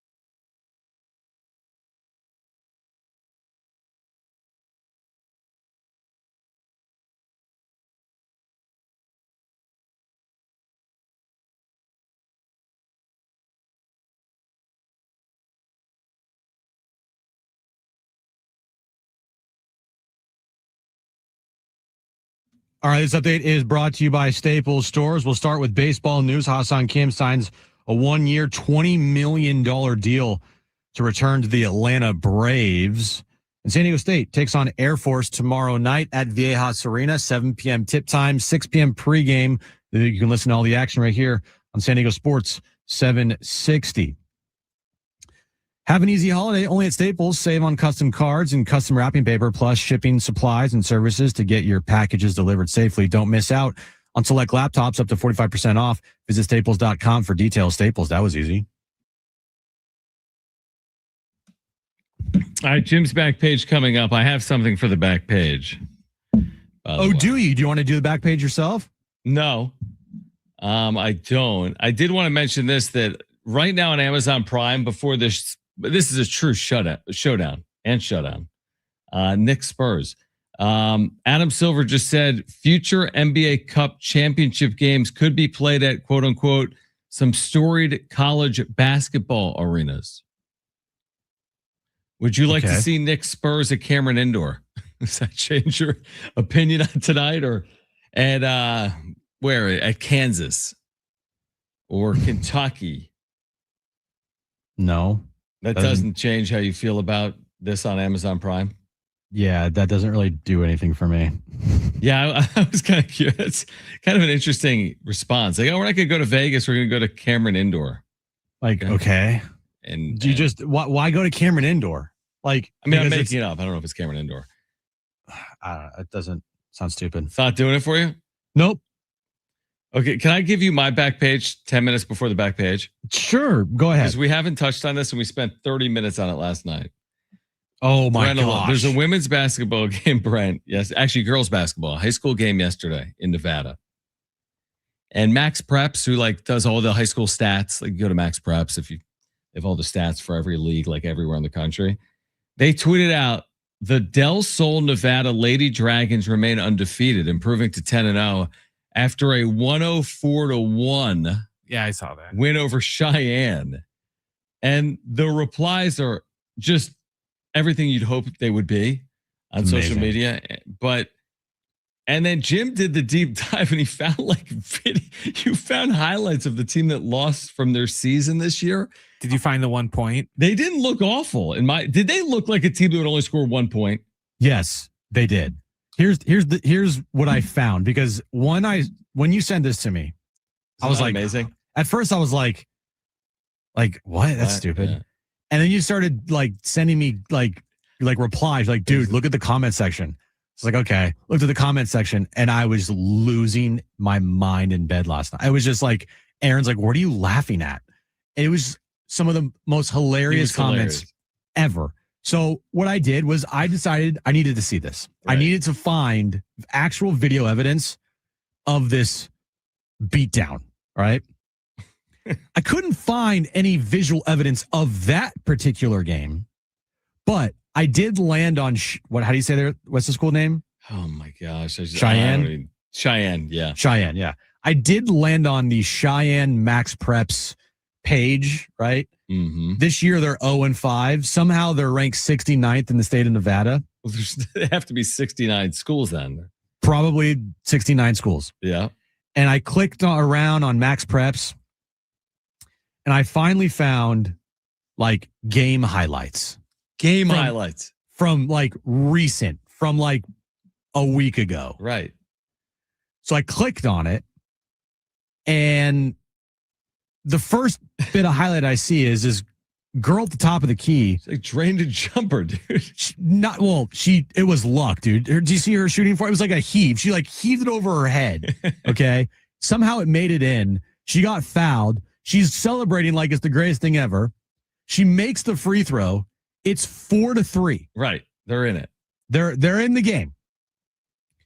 The next highlight where the team scores their 7th point, they're down 45-5. Okay. Well, so the other team went on a run. It went from 4-3 to 45-5. What do you tell your team after a 104-1 loss? That's a great question. Keep them motivated. We'll get him next time. And also, what like I don't know. There's just something about that. That's just, what was the halftime like? Because they did score their 1 point in the first quarter. So we had the box score and it was like 43-1 after one. I'm wondering, did they lead? Did they score first? Was it 1-0 before the 104 consecutive points? Like, it's just 104-1. Is that good for anyone? No, what are we doing here? 100, like there has to be a mercy rule where like wave the white flag, like, hey guys, it's 75-1 in the third quarter. Do we really need to play the fourth quarter? Yeah, maybe running clock, or maybe just to end it. Like, what do? We do now the run rule? Now I did send you the box score. Yeah, they scored a point in the first quarter. Yeah, I want to know when they scored this point. Like, did they go up 1-0? Did they have a lead in this game? That's what I want to know. That'd be incredible. So let me just pull this up. So I sent you the box score. Here's the box score. All right. Mm-hmm. The first quarter, at the end of the first, it was 43-1. So they were still in it at that point. John, they were down by 42 points. Better than 103. Now, my guess is there was a running clock. Yeah, maybe. Because the next three quarters or the team decided they're just going to play all their backups. Because the next three quarters, it was 18-0 in the second, 24-0 in the third, and 19-0 in the fourth. My guess is there was a running clock. Or maybe the team said, let's just concentrate on our defense. Let's just pack We're going to shut them out. Let's play Bucks in one. Let's win this game on the defensive side. How is this good for these girls? Not good. It's not good. I'm with you on that. It's not good. 104-1. Well, and by the way, Max Press, why are you sending that out as a graphic? Because they know what you're going to get. They know what they're doing. I mean, some of the comments are dude. This comment's amazing. You sent me. No one shuts out Cheyenne, Nevada. No one. Just ridiculous, dude. What was another one you sent me? You're like, dude, the box scores. Someone put the box scores from the previous 5 games, and they're like, it won't be the last time either, because the box scores from the last 5 games were they lost 82-4, they lost 43-18. They were close in that one. They lost 65-6. And they lost 52-14. Dude, this is not good for anybody. Why is there a girls team that's playing this? That's not. They need some NIL. Like they need a portal class. Yeah, they do to get that thing going. But yeah, I don't know. I was like, what? How did this come across my timeline? 104-1. Like, come on, 104-1. Just ridiculous. But yeah, that's John's back page for today. We didn't even, honestly, how did we not play the Joel Klatt sound at any point over the last 2 days? Because I never grabbed it. When Joel Klatt was like, I hate March Madness. Yeah, how did you not like? Because I don't even want to deal with it because it's the easiest thing ever. It's like the sound we played earlier from Jim Bowden. It's the easiest thing ever to pile on at. But like, it's kind of, the more I see it in my timeline, the more like infuriated I get that, I don't know. Yeah, there's been a lot of bad takes on social media, Jim, over the last 2 days. Oh, really? You don't say. There's probably been more than just those 2 bad takes, honestly, on social media the last couple of days. Correct. Now, okay, so tomorrow we've got San Diego State basketball. Busy week for the Aztecs. They're going to play Air Force tomorrow night, Arizona on Saturday in Phoenix, #1 team in the country. So we've got San Diego State basketball coming up this week, tomorrow night, again on Saturday. Then they play Monday afternoon, by the way, Brian. Did you realize that? Okay, they play Monday afternoon, non-D1 game. And then we've got San Diego State football as well a week from Saturday against North Texas in Albuquerque. So a lot of Aztec events coming up right here on San Diego Sports 760. We have you covered this week and next. San Diego State basketball and football right here on 760. We're going to take a time out. On the other side, my back page got you started. Jim's back page coming up on the other side. We are here until 6 p.m. This is John and Jim, San Diego Sports 760, live on the iHeartRadio app.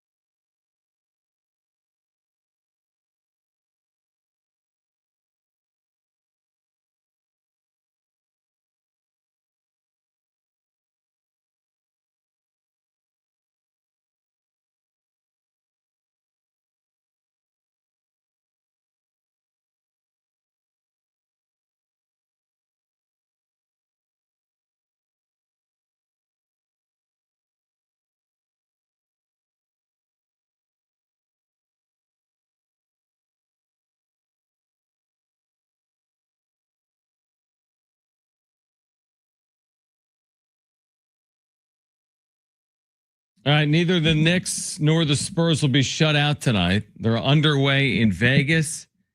5-2 Knicks, Jim. 5-2. 90 Wow, just call the seconds game in. right now.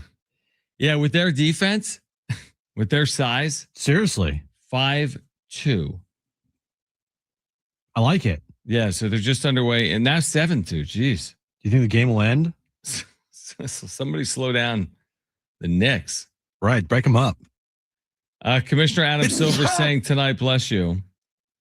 Jeez. The NBA will decide in 2026 whether to expand or not. Adam Silver saying tonight. His first time he's put a timetable on whether to add to the 30-team league. NBA will decide in 2026 whether to expand or not. Okay. All right, so keep your eye on that. I will. I'm sure San Diego's on the list, right? The Sports Business Journal article says presumably to add Seattle and Las Vegas. Presumably. Okay. We'll be the first team out. Great. First, yeah, we'll be. No, Seattle and Vegas. I mean, it's coming to Vegas at some point. It's obviously coming to Vegas. I mean, they're holding every event there. Right. The NBA Cup game. Vegas is on their short list. They would love to be in Las Vegas. What if there was only one? Would it be Seattle or Las Vegas? Give me Seattle. Seattle deserves it, not Las Vegas. Completely agree with that. If there was only one. If it's two, it'll be interesting to see if it is Seattle and Las Vegas, or if another city does emerge. Like America's finest, Jim. Give me that talk. Don't say 2026. Give me that talk, please. In 2026. All right, let's get to it.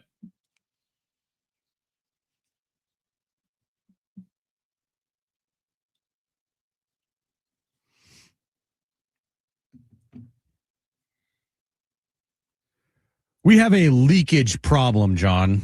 Excuse me? Leakage problem. Where? On the internet. Okay, sure. Is Alestra back? No. What's the deal? We have a leakage problem when it comes to trailers for Marvel. Oh, no. What happened? So, Avengers Doomsday, John, is coming out next year. There is a trailer coming out on Thursday with the new Avatar movie that's being released. Okay. You excited about the new Avatar Fire and Ash movie, John? Well, what does it have to do with whatever you just told me is coming out in 2026? I'll get to that, but I asked you, are you excited about Avatar? What is it about? Random avatars? It's the movie that I watched when the Niners were losing in the NFC Championship game against the Eagles. That's right. So which I might have to go watch again by myself when the Niners play the Eagles, probably once again in the postseason this year. This time it'll probably win, though. But yeah, no, I'm not excited. Okay, me neither. But Thursday is when the new Avengers Doomsday trailer is supposed to drop. Well, the internet being the internet, somebody has decided to leak the trailer online. Okay. And it's just causing a giant uproar because people are watching this trailer, and I won't say anything, Brent, because Brent doesn't want to watch it, even though it's just a trailer. People are like, huh? Why are they losing their minds? Because it's just, what's the problem with an early trailer release? Nothing is wrong with it. I think people are like wondering, like, is this the real trailer or not? Because people don't know Who would yet. make a fake trailer? Lots of people. Okay. It's called AI. That's why I asked. Right. So people are like, hey, can we just get the real thing? Like, what's going on here? There's like leakages everywhere. And then earlier this afternoon, another leak with Marvel happened with Spider-Man. I didn't see this. What's it called, Brent? The new one, Spider-Man what? Brand New Day. Brand New Day. Spider-Man Brand New Day, which comes out next summer. A trailer for that movie got leaked online today. So is there like a key culprit here? Is there a leaker? There's a leaker in the building, and Kevin Feige, who is in charge of Marvel, might be doing some like Sopranos, like mafia type of thing here to whoever leaked these trailers. Well, the rumor about the Avengers one, because I just heard about the Spider-Man one, was that they think that it's some movie theater employee. Because they probably got the Avatar. Oh yeah, for sure. Overseas cut or whatever. Yeah. They got the cut this week, and they screened it, saw the trailer, and then they threw it up online. But again, it's like, what is the? My thing get is, it, I don't get it. want to watch a trailer If it's not real. and then get excited and then have it be all BS and have none of it be real. So But here's the thing. I'd rather just wait. Here's the thing. There's not just one trailer for Doomsday. There's like multiple four. trailers. There's like 4. And they're not even like, I don't even know how to describe it because it's not like, oh, look at this movie. This was it about. It's like, I don't know. It's like vignettes. And this is Doomsday? Yeah, Avengers Doomsday. I'm Googling it or whatever. I'm looking on Twitter. I don't see it. Well, it's everywhere. Anyway. Okay. So, yeah, Doomsday and Spider-Man today, those got leaked. So there you go. Do you use Spotify, John? Not a ton. Yes. I was going to ask, were you one of the people that was affected by the Spotify server going down earlier today or this week? No, because I don't really use it. But secondly, like that to me is not a big deal because there's so many places you can consume music. iHeart, Apple Music. Like if I didn't have Spotify for an hour, wouldn't you just go to YouTube or somewhere else? Probably, but a lot of people just like use Spotify. Anyway, Spotify was down for over 30,000 users. Oh, 30,000? That's nothing, dude. And people were losing their mind over it. But don't worry, everything's okay now. Everything's okay? Everything's okay. Okay. I use Spotify mostly because it's connected to PlayStation. So if I want Gotcha. to listen to music while I'm playing games, I like that. it has to go through Spotify. I like that. And finally, Starbucks, John, just released how you can order a secret menu item, which is a cotton candy frappuccino. Ooh, cotton candy. Yeah. To order it, customers simply have to ask for a venti vanilla bean cream frappuccino with 3 pumps of raspberry syrup, topped with whipped cream. The result is a pastel purple blended drink that tastes sweet, creamy, and is reminiscent of cotton candy. Can you imagine doing that though? I'm going to walk into one of these places randomly. Oh, it happens all the time, dude. They're going to look at me like I don't know what I'm doing. Like enough sugar there, buddy. You're going to die. Are you a Starbucks guy in general? I can live without it. But can you live with it? If you go in, what are you ordering, I guess? I order like a tall iced white chocolate mocha. Oh. No whipped cream. Is that like all sugar? Basically. Is the tall one taller than grande? No, the tall one's like the short. Oh, you get the small guy?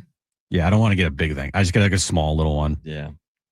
I mean, I'm not anti Starbucks, but I'm not going in and ordering your secret cotton candy drink. Yeah, I'm not going in there and be like, can I get all the sugar, please? Like, give me all of your sugar.